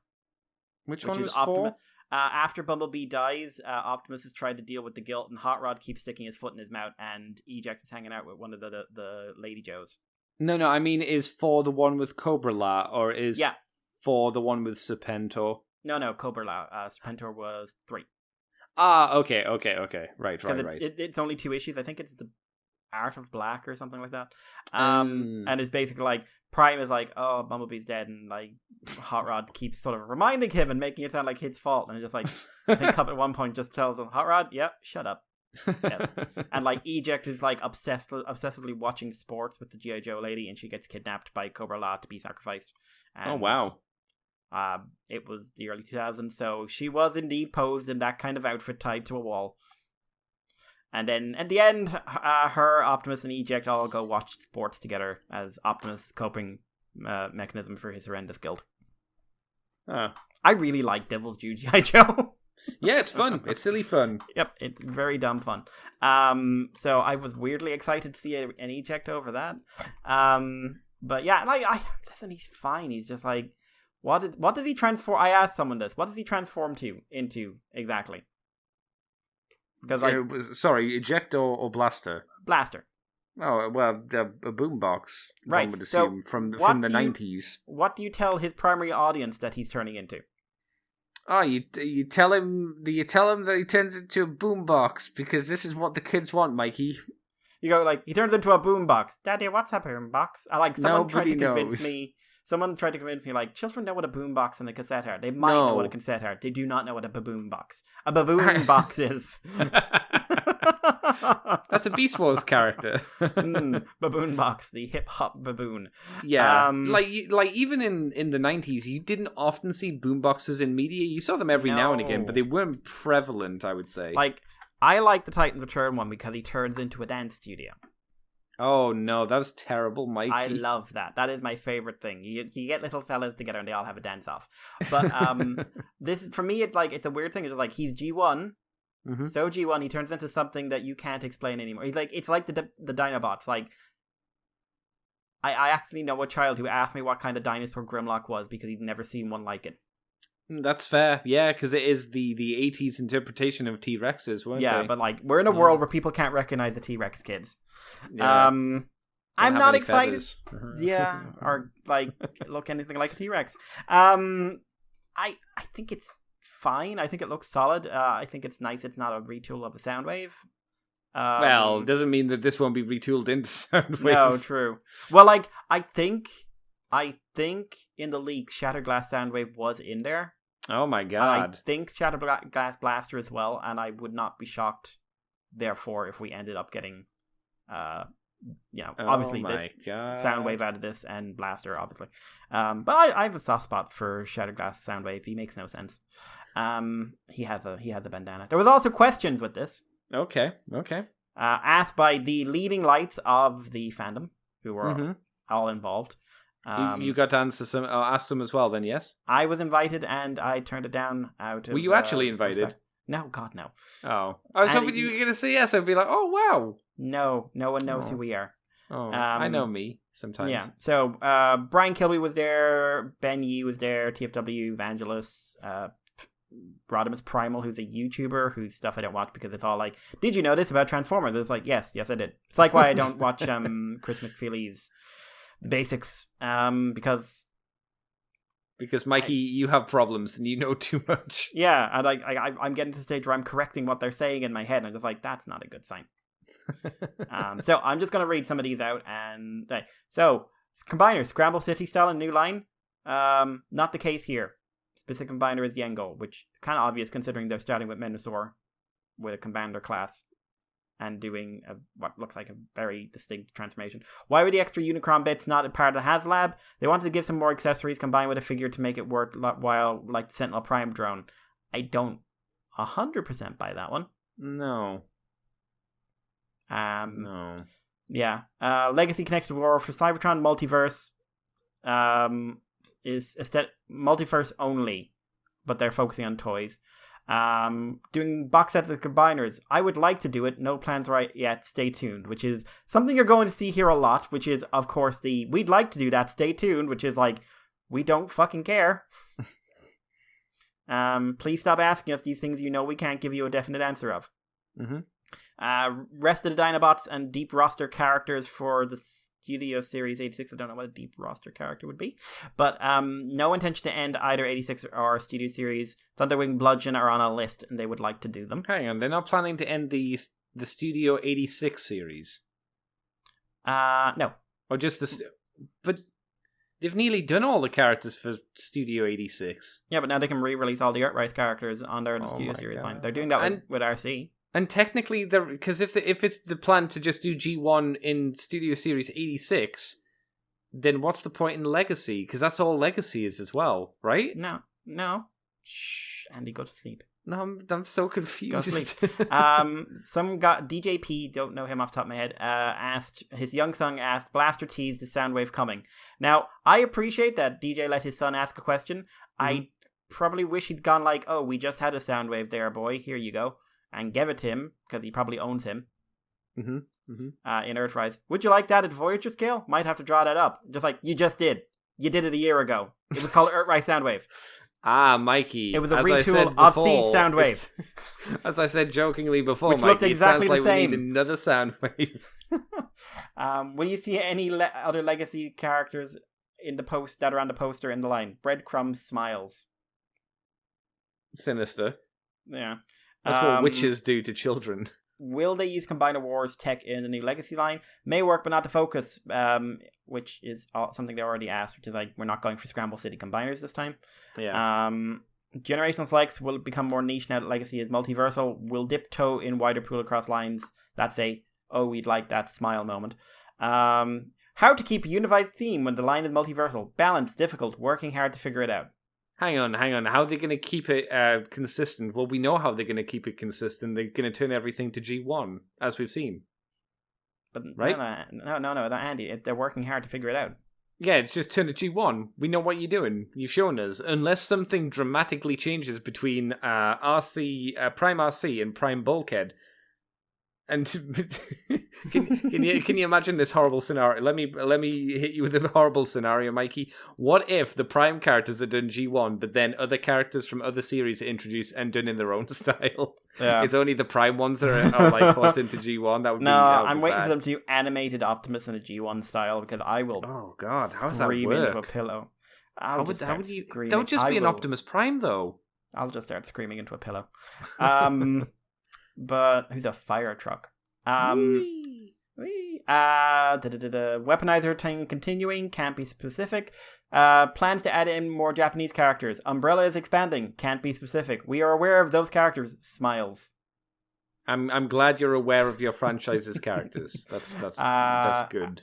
Armada 20th anniversary and Legacy. We know it is. Yep, it's been leaked. Should we expect non-G1 characters to be redone like Bulkhead going forward? Goal is to keep the look same across the line. Some won't get as extreme as Bulkhead. Just want the shelves to blend well. Oh my God. Ever evolving. We'll listen to feedback. Here's some feedback. Don't do it! I was joking when I said that it'll just be the primals that you fuck over. I was joking. Yeah. Why? Early Studio Series expensive. Any chance of getting older Voyager leader figures back out? Anything is on the table, so no. I don't know, because they are like they are re-releasing some of the figures again, just at a higher price. Like Cheeto's coming back out again, and instead of being like 17, he's now £21. And it's funny because on Smiths you can buy two versions of Cheeto. Yeah. One is cheaper than the other, and they're exactly the same. But like, I would be very surprised if we get any like leader reissues. Leader reissues, yeah, that's unlikely. Deluxes, because they're maybe. Specifically. Like, people are specifically thinking, like, the larger figures. But, like, Voyagers and Leaders, I wouldn't be so sure. Legacy launch. What went the overall ideal? A lot of ideas were seeded by John Warden. Thanks, John. Spun out of Barricade from Prowl. That's not a question. People want box art posters. Human characters with leaders beyond Studio Series 86. What? On the table, they are technically accessories, so want to keep the balance. But those are all terrible. Oh, the Daniel and the Wheelie and those things. Yeah. Oh, okay. Why would you want more? I guess some people find enjoyment in them. I mean, I don't. Again, not one person I've talked to. Well, apparently this person that asked the question did, Mikey, I guess. No, they're clearly crazy. I've never considered to ask or have any interest in asking about more of those human kind of characters. But again, so this is why you ask the public, because there will be people out there who have different ideas and what they enjoy compared to you, for better or for worse. I guess. How does Rise of the Beast affect Generations? Develop independently, but they are aware of each other. That is a weird way to phrase it. It's like, what's this Rise? I want to go, Rise of the what? Rise of the who now? Won't not do something in one because of the other, and if it works. Oh no. They're just going to do the same thing again where they start releasing, like, they're just going to cross-pollinate the series because they want to... Vangelist asked a very Vangelist question and commentary about wanting behind-the-scenes figures. What's that mean, behind-the-scenes figures? He wants behind-the-scenes how we make them. I see what you're saying. Okay, sorry. They said regular updates for Star Saber are coming. So that sounds like a no. Yeah. TFW, quick commentary about the Laser Prime repaint better come correct. Just so they know, this is serious business. In jest. They literally wrote in jest afterwards. So I'd like to point out they're going to repaint it into the wrong toy. So can we all just accept that, please? Yeah. Titans, more coming. Not sure where the Titans ending rumor came from, but no plans to stop. That actually is interesting. Because I'm surprised the Titans are selling enough, to be honest. Toy Fair, San Diego Comic-Con event plans, no plans, mind your own business. Status of collab, still on table, a lot of progress. This is a dream mashups, like basically what would you like to see? So they said stuff like Kit, SpongeBob, G.I. Joe, Jaws, Final Fantasy VII Chocobo, Cheetor into a Cheeto, LeBron from Space Jam. What? Who's high? Who the fuck's high? Who even went to see that movie? Come on now. Stop it. Legacy expected 4/1, which I thought was the 4th of January, but I'm assuming is actually like the 1st of April. Yeah, it'll be American dates, so it'll be stupid. Yeah. Celebration packs for the War for Cybertron trilogy, like the Prime Wars. What's that? I don't know. Okay. RID 2001. Any plans? Anything is possible. On the table. In brackets, this guy is my new best friend. Why? For giving you a nothing answer? Because he's literally said that to everything he doesn't want to answer. Yeah, a lot of these questions are just like, oh, do you have an answer? As they like touch their nose. It's like, okay, cool. I get they can't answer some specific questions, but it's like, why are we doing this question and answer thing then? I would have screened questions first and said, like, we can't answer that, we can't answer that, we can't answer that. Why didn't Cybertron B show up in Siege? Don't. Which I like. No, I like this. We don't know. On 100% sure. Asked if we like more art. Basically, I don't know why we released that toy weirdly on its own. Amazing. I don't know. I can tell you I didn't show up in Siege because that was not the aesthetic they were going for at the time because you couldn't because they were just doing G1 with scratches and extra headlights. Amazing. But like I just like it like. Why did you release that, like, weird Manta Ray Bumblebee on his own? I don't know. Did anybody ask a question about, like, what that was or anything following that in its similar style? Just why didn't it come out with the rest? Okay. That would have been an interesting question, because I think that's probably the best Bumblebee we've had in a while. At least because it's different, you know. Yeah, it's not... I'd be tempted to pick it up, to be completely honest. Yeah, I mean, like we said when we originally saw it, it's got issues, but still, you know. Sorry, more questions? Lead time to shelf is about 2 years. We already knew that. Kingdom Wave 5 is going to be on shelf, no pre-orders. Eject is Energon infused clear plastic, will be mainline, mass release, and online retailers will have them. Probably not via long-range pre-orders, though.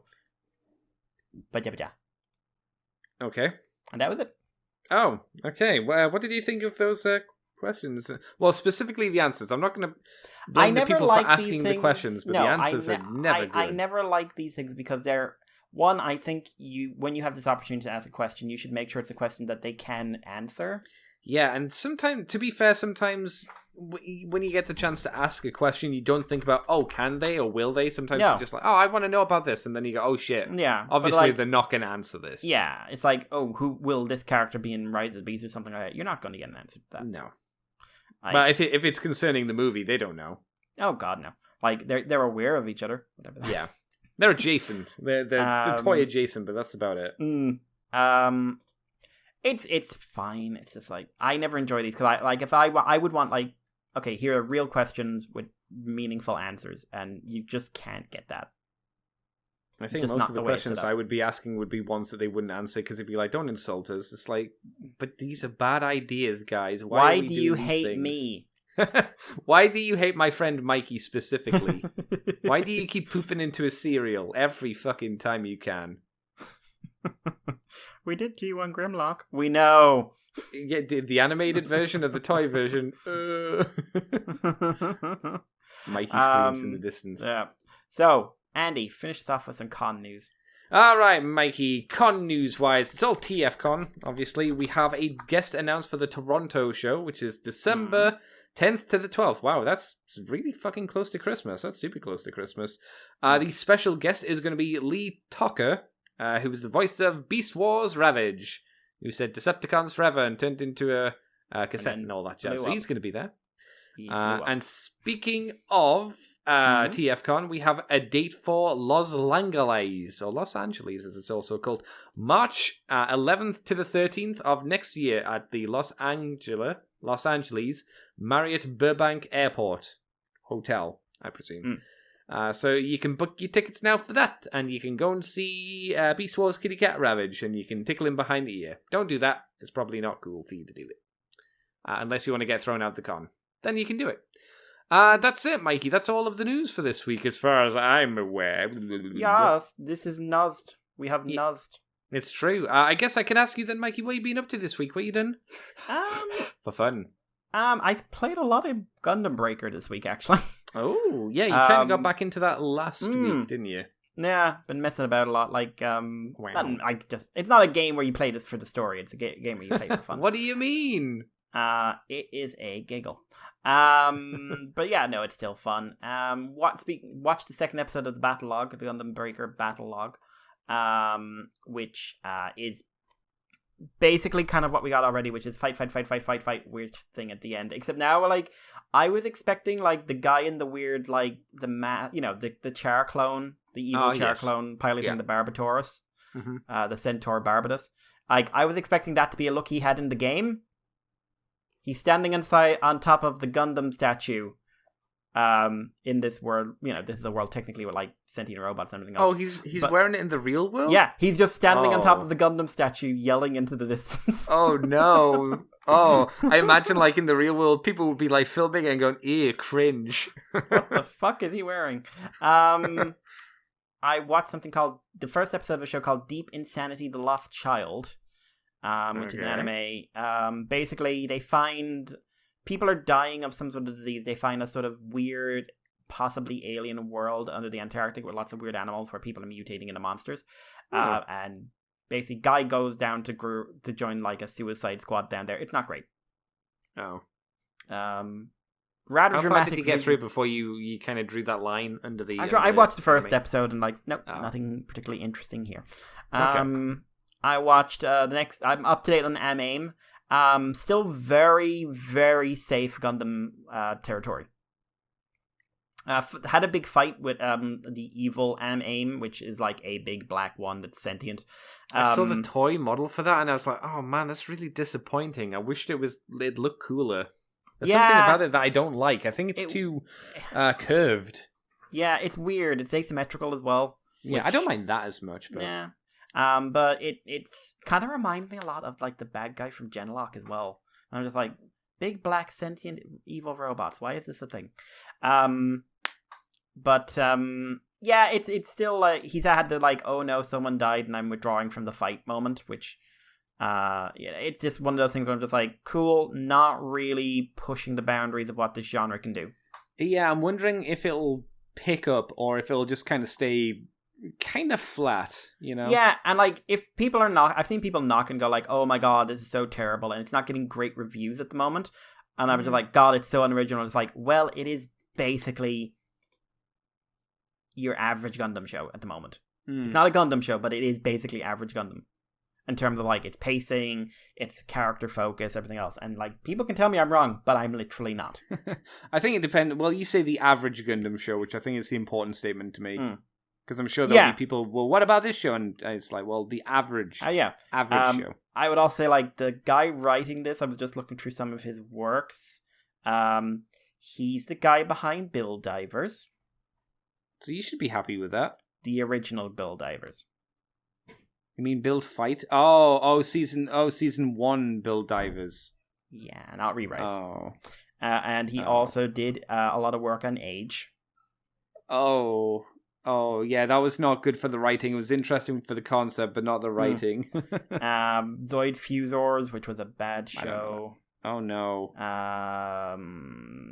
What else? So, you're not Princess really filling me with what I Principal, call faith, Mikey. Which is something I've been meaning to watch. But you're not filling me with joy. No. I'm just scrolling through here. Like, My Hime, the manga. Never read the manga. But... Where the fuck's Urabochi? Where's Gen? For fuck's sake, Gen, get your horrible beating stick out of the fire and start making people sad again, bro. Yeah, I randomly stumbled upon a 2019 review of Gaim, which was, like, basically a 12-page run of why Gaim's bad and Urabochi's a hack. What? And they That's said, a different take. It has all the basic tenets of Urabochi, and then the follow-up review was why Gio is basically perfect. Oh, you didn't like Gio, did you? I mean, it was like, even people who like that show cannot tell me it was not massively flawed. Like, deeply flawed. But yeah. So the guy writing this is not someone with a resume. But like, it was weird. It was really weird to find like, hey guys, here's a hot take. Game sucks. In 2019. So you're insane. I see. All right. Also apparently wrote for a show called My Girlfriend is Show Bitch. Okay, cool. That's not a typo. My Girlfriend is Show Bitch. Okay. About a girlfriend who is sexually promiscuous, but the boy's not as into it. Okay, cool. The image represented here is a banana. Okay, sure. Okay, so he's not necessarily someone I'm leaping at the idea of running a show. I think that's fair. Yeah. Again, series composition, Gundam Bill Divers. Mm-hmm. Which was terrible. Yeah, season 1 wasn't great. That is an understatement, Andy, because hey, Andy, we're in a video game, right? Yeah. We've made a living thing, right? Yeah. The video game's not working as well, right? Okay. What's the logical response here? Murder! I can't get into my Warcraft game. Quick, kill this person. Kill the newly discovered AI sentience. Yeah. Who's it was really such a friendly. weird idea. I don't know what they were thinking doing that. Like, oh man. Like, it was a bit Yu-Gi-Oh! For want of a better term. I guess I can see that. When can we get good mecha writing again, Mikey? When can that happen? Andy, stick with me. Okay. So, I also checked out 86, the next couple of episodes of 86, so I'm up to date on that. That's right. Interesting twist in this one, because last one was like, oh, they're being judged because of racism, and now it's like, oh, they're being judged because they're children, and everyone...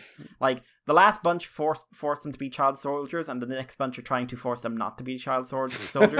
But I want to kill. Yeah, no, that's it. I was like, we want to fight. No, and like, people are like... The public thinks they're like 10-year-olds and are like sending them stuffed toys and things like that, and they're all like, we're finding this really fucking weird. Please stop doing this. We can't. We can't make them stop. But yeah, no, they a lot of action in this one, and it's like, it's hitting the fan, but like the action in that show is really well done. One more thing. I didn't see Dune yet. I meant to watch Dune this week, but I didn't get a chance. But yeah, Megaton Q Musashi, episode 5. I just found out this is actually one of those mixed media projects where like there's a game and other stuff coming out. But yeah, no, this was good. This was basically psychological trauma on a boy, and they killed his pet, and now he's going to murder the aliens. And his father is a monster. To get that. You mentioned Megaton last week, and I was going to grab a copy or something, but I haven't done that yet. Yeah. But like I said, like you and I, Beth, the way to do the mech animation is not something you and I will react well to. But I think the actual animation in it is good. And I'm liking the writing. Like, it was quite dark, and some of the human designs were very 80s Nagai-esque. Oh, okay. But like, yeah, 80s Nagai specifically rather than 70s Nagai. Yeah. Okay. But it was like, I was watching it with just like, wow, this is kind of twisted. And then at the end of like, there's a character going like, we should not be brainwashing people into piloting our robots, and just like, nah, that's stupid. Yeah, no, that's literally what your man goes. Because, like, I mean, you're doing something similar. I didn't brainwash someone. You did fiddle with his head, and they have no answer. And then your man goes, like, brainwashing is kind of cool. And it's like, but that's your son. I mean, kind of, but he owes me. Yo, bro, stop fucking gaslighting me, for God's sake. Yeah, it was, like, that was, like, I found that very, like, in a weird way, endearing. Shall we say? But like, especially that like they just murdered this poor man's cat, and then he gets another cat, and he's like, "Oh, you were sent, but to be killed. My stupid dad sent you as well to manipulate me, huh? You're my cat now. I'll save you." Like, Jesus Christ. And the world's most adorable assassin continues to be very bad at it. Yay! But no, I it's got this like retro super robot vibe I'm enjoying in the writing. That's good. So yeah, I would definitely say like for a mech show, it's definitely like there's I was trying to do up a list of post 2010 mech shows for someone to watch, and I just realized like, wow, post 2010 is when we hit the fan really, because like Gargantia, Gridman, I sort of did a quiet, like, no, Darling in France you can't do, because last quarter of the show. Was Shin post 2010? Shin was 2008, I think. Really? Wow, that long ago. Damn. And then I was like, no, Back Arrow, because that ending, no. No, I wouldn't have said Back Arrow. Gundam, there's Iron-Blooded Orphans, but that's a commitment. Mm-hmm. And Bill Dive, no. Bill Fighters, maybe. Re-Rise. Re-Rise is something you watch after you've got experience with mecha shows. It's not something you try for a first mecha show. Yeah. And I kept on doing that, just like, oh yeah, 2010 is when the Isekai boom happened. Yeah.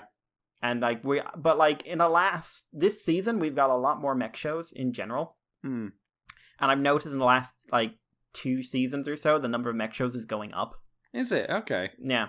But in a positive way, like good quality ones, or just anime that happen to have mechs in, and they're at the not very moment, good? Anime that happen to have mechs in them because I haven't seen all of them. Okay, that's fair. So, but yeah, so Megaton Q Musashi, I would recommend for a mech fan, at least a try. Okay. Yeah, and the only other thing I know was really Revice episode 9, which was interesting.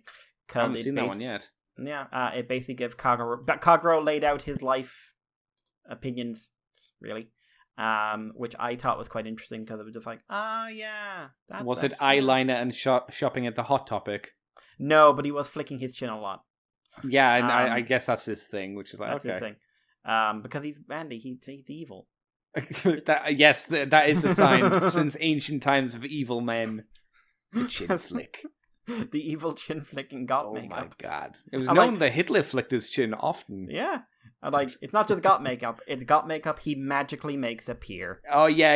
I love that. He, like when he changes, he must like take it with him into the bathroom. You know, when he's discovered, when he's changed back, when he's just on the floor. Clearly he's wiped off the makeup as well. It's like, what? Okay, whatever. Yeah, silly. But, yeah, and there's something I found slightly weird, which is like suddenly Demons is calling Icky by his first name, and I was just like, wait, what? Yeah. Because he's like, and he's like, you can tell the actor's actually pretty good, but it's just like he's going like, Icky, and he's just like, Icky, you gotta come back. It's just like, hang on. Last episode of Igarashi, and you were very formal. Hmm. And this one, you're talking about your buddy Icky. You're just like, Icky, we gotta take care of this problem, man. We're good buddies, you and me. I'm just okay. It doesn't not work, but I do want to see what you're going for here. So yeah, that was a good episode though. Good, it's like 2-parter, so do not know what's going on in the next episode yet. But no, yeah, that's me. What about you? What I've been up to? Well, I've caught up. Well, I almost caught up clearly because episode 9 came out of Revice. So I've been watching that. It's good. It goes at a pace, which is interesting. The best thing about it is the action. It's really high quality action. There's a lot of good stuff. Yeah, we haven't had anything really as quite as cool as like Revice kicking a dude's head through a wall. I still think that's like one of the best bits. I think what makes it really work is like it's kind of, remember how Build used to do a lot of really creative camera angles and stuff like that? Yeah. Same kind of premise going on, I think. Yeah, it feels like the director's really trying to do something with the combat in like interesting ways, which is kind of nice. Or the storyboarder, whoever's doing the action choreography is really trying to be different and interesting, which I appreciate.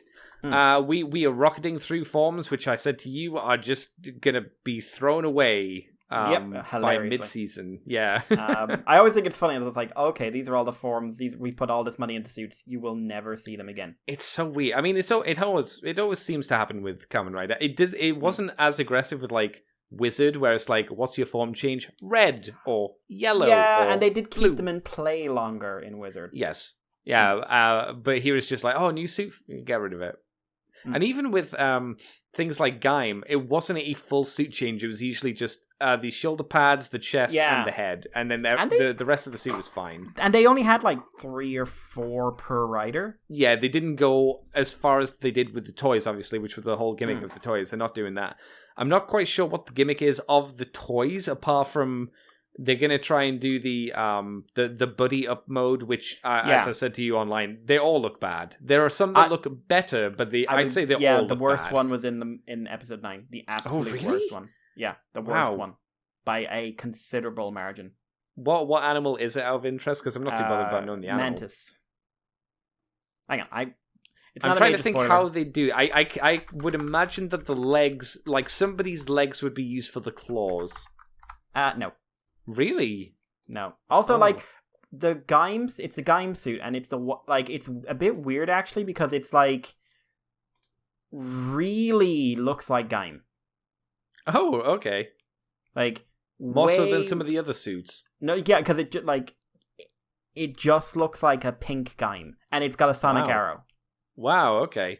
Which is a little odd because that's not what they've been doing so far. No, usually there's some elements in there which you can kind of pick apart and go, oh, that's the rider suit that they're going for. Okay, I see it. But then so I think some of them are a lot more obvious than others. But if you're saying it's just a pank Gyme suit, then that's definitely a weird choice. But it's definitely the worst remix. It's like unobjectively or because it basically it's I can't find a good picture of it. That's not spoilery anyway. But it's like the sonic arrow splits in half, and he holds those as claws. Oh, okay. And then Vice puts his feet on his shoulders. Right.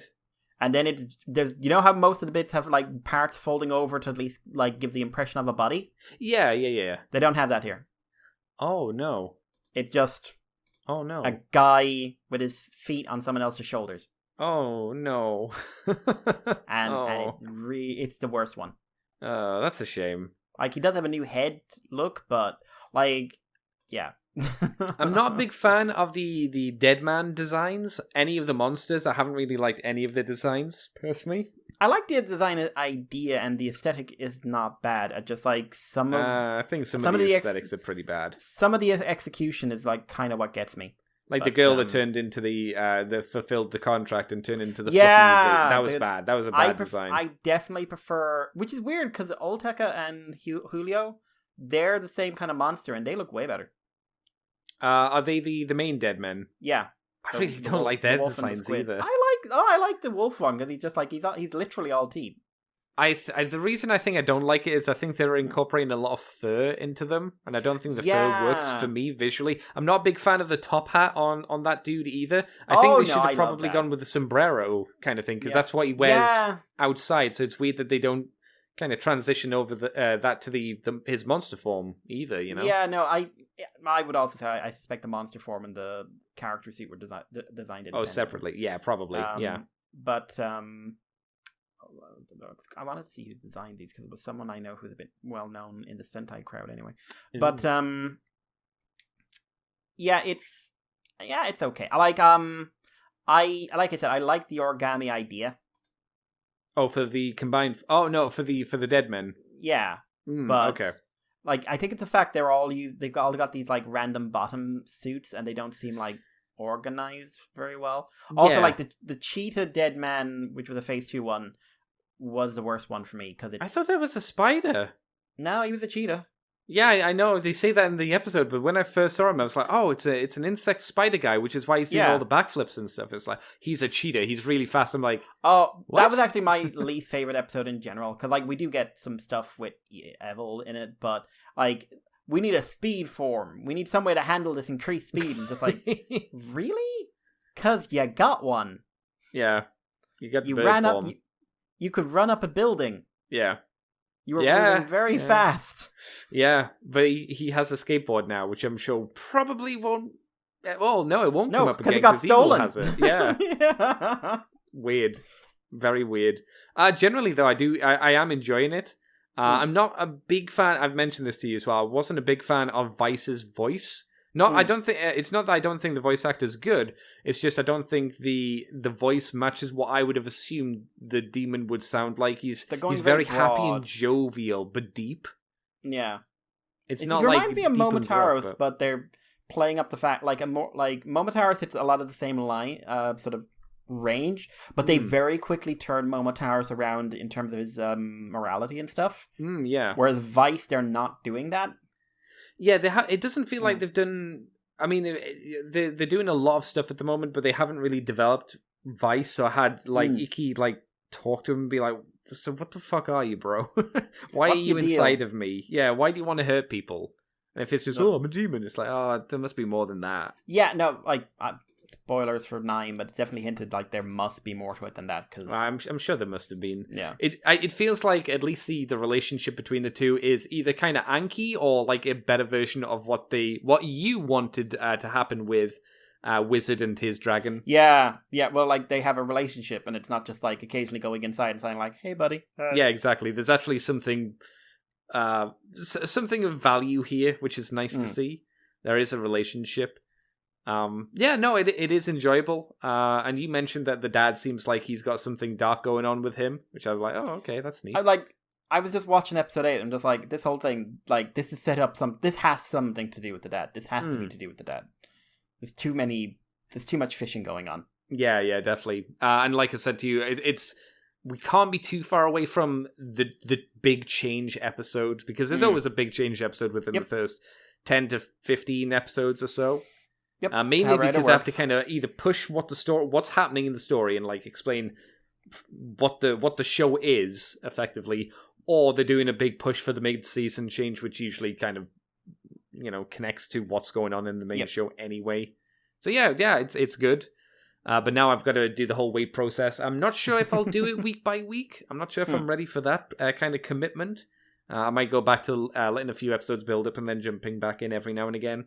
And it doesn't sound like the episode 9 is one that I really got to rush to watch kind of thing from the sounds of things. If you don't like 2-parters, I know, so like I would... Oh, it's a 2-parter as well? Okay, yeah, I can wait. You can wait. Like, it is like wait. pretty important, but because it's leading into something that looks pretty big, but it's it's 2-parter, and wait. Yeah, easy enough.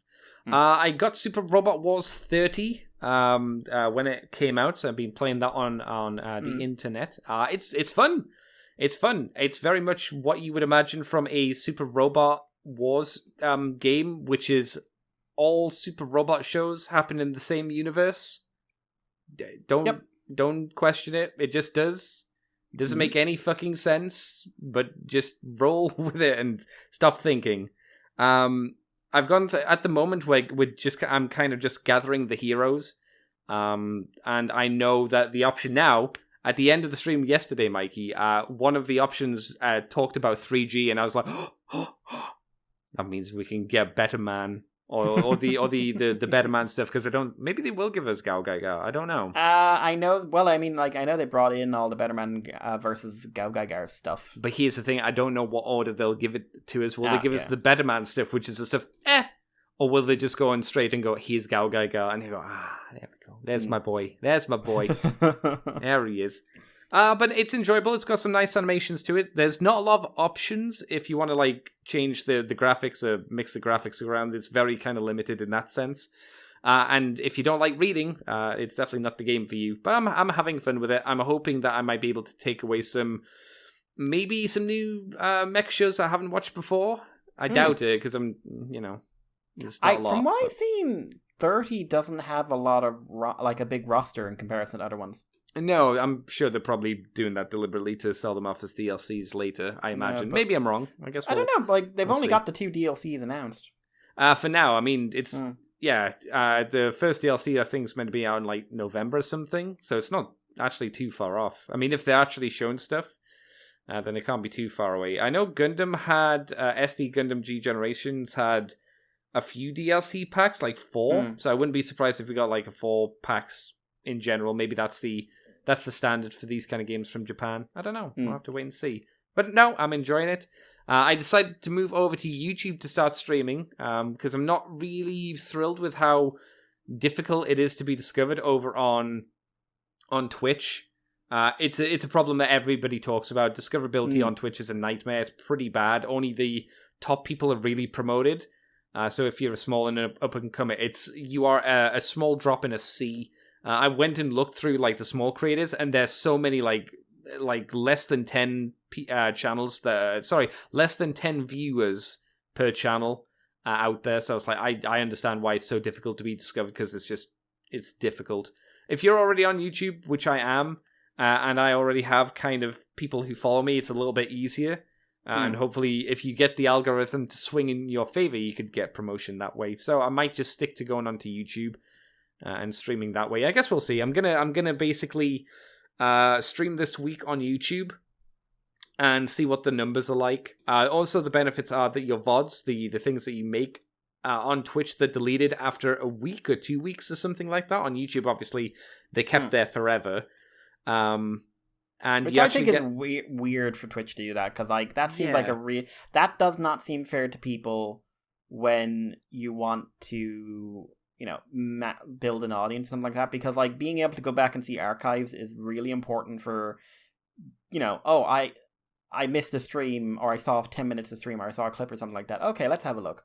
Yeah, I wonder if it's something to do with like they're trying to avoid copyright and something like that. Maybe that's the way that they do it. I don't know, but I also YouTube gives you way better analytics, so you can see who's watching your video, how long they watch your video, and all that kind of stuff. So it's much better in that kind of aspect. But the problem with YouTube, obviously, is that they have bots for searching out for copyright material. So my video was hit for copyright material because it was hit 3 times. It's hit 3 times by 3 different, I assume, bots. Let me see. I'll tell you. It is not someone actively looking for it, unless like you piss someone off. Yeah, it's usually not the case. It's usually not the case. So let's see. Copyright claim. See the details. So I was hit for. All of these are laughable because I just can't monetize my video, which I can't anyway.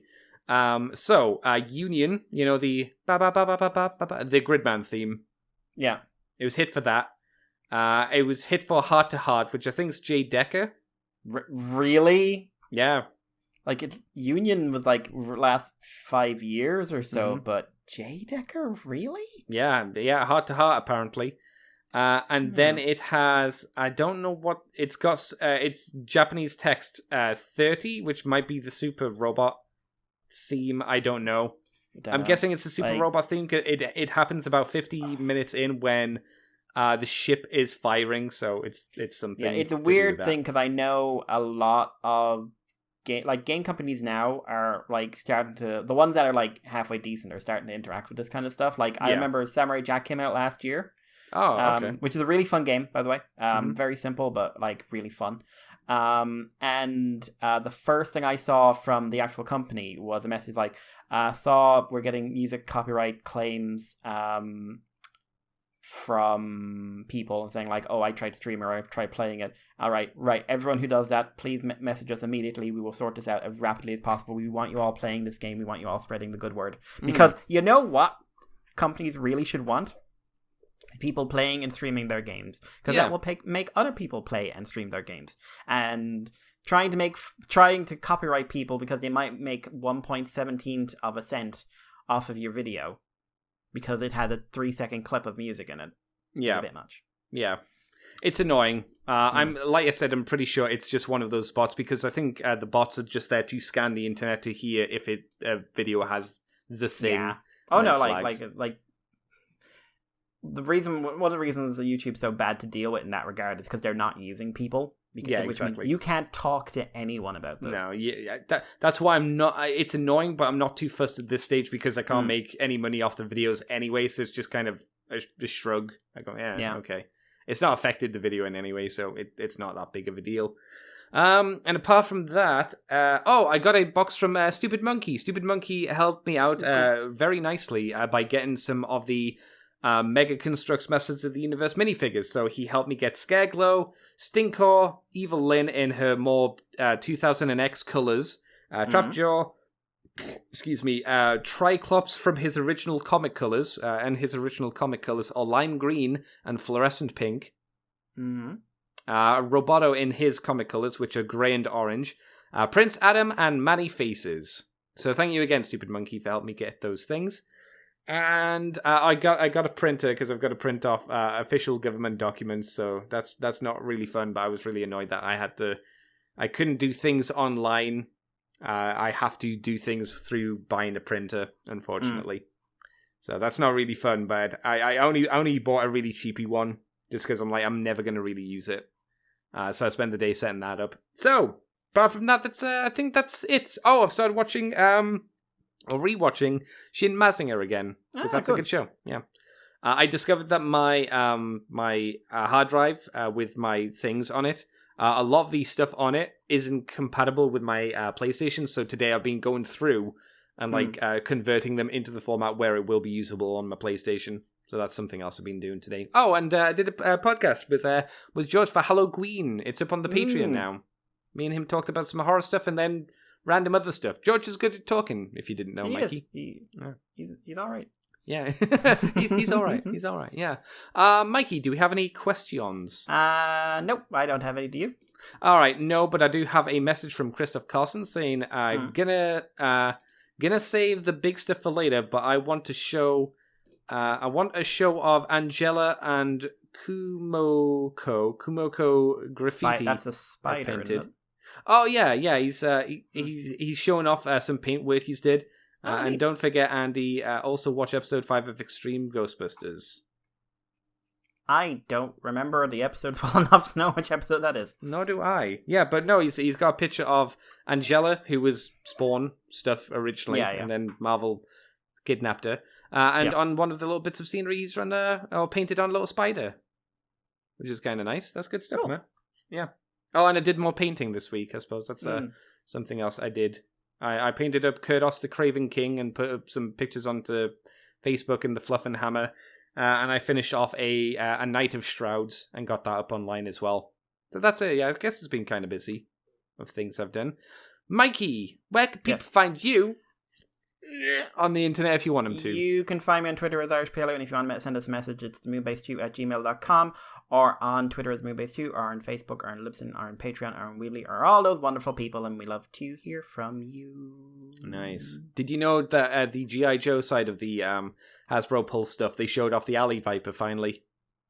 I didn't know that. Yeah. Do you know the Alley Viper, Mikey? Vaguely remember. Yeah, bright orange with blue camo on him. Apparently, him and the Bat had a secret listing on Target recently, so some people, I see one motherfucker called the Rainer, who's basically mocking me, not me directly, but I'm going to say it's mocking me directly, because he has 2 bats and he has 2 Alley Vipers. Currently, I can't find them to order, at least through In Demand Toys, who is my usual supply for G.I. Joe's classified stuff, but I'm keeping my eyes peeled to hopefully at least nab one of each. I'd like 2 of each, obviously, but I'll be settled with 1 at the very least, so I have to wait and see. Because goddamn, good luck trying to get them from America, because it'd be expensive too, because of shipping. You can find me on Twitter as Decayed Andy, on YouTube. You should be able to find me now as Decayed Andy on YouTube. Where I'm going to be streaming this week. I'm going to be streaming some video games. Don't worry, as long as you subscribe to my channel, there'll be a little notification telling you when each stream is going to be, so that'll make things easy for you. You can also find me on, what else? On the Moonbase 2 podcast. We're on Twitter, Facebook, Libsyn. We're on YouTube as Moonbase 2 Transformers Podcast. We're on patreon.com/Moonbase2, and if you do $2 each month, you get From the Files of Tigertron 2 a week early and the extended version. That was something else that I uploaded this week. And you also get the Moonbase Woo Woo, where we talk about non-transformery things in more detail and whatnot. And you can also find me on the ccbunker.weebly.com if you want to go that way too. So thank you very much for joining me, Mr. Mikey. Thank you for having me. Yeah, I'll have you anytime, baby. Yay. Sorry, I brought up the G.I. Joe Transformers comic, and I'm looking at a really good panel. Oh, it's a fun. Optimus fun pinned down by a big worm, and it's gonna be murdered. And you're like, all alone, robot, pathetic. You are not enough. You should have brought more machines for us to destroy. No, I am Optimus Prime, leader of the Autobots. It is my job to be more than enough for the likes of you. Remember when he had a personality? No. Like that, because that was good. That was like, oh, I'm sick of your shit. I'm sure all these things are circular. At some point, we will get the good stuff back again. I'm sure. Also, they blew up Monstructor's head. I forgot that. Until next time, everybody. We're going to catch you next time. Bye, nerds. It's time for another episode of Moonbase. Woo, woo, woo. Woo, woo!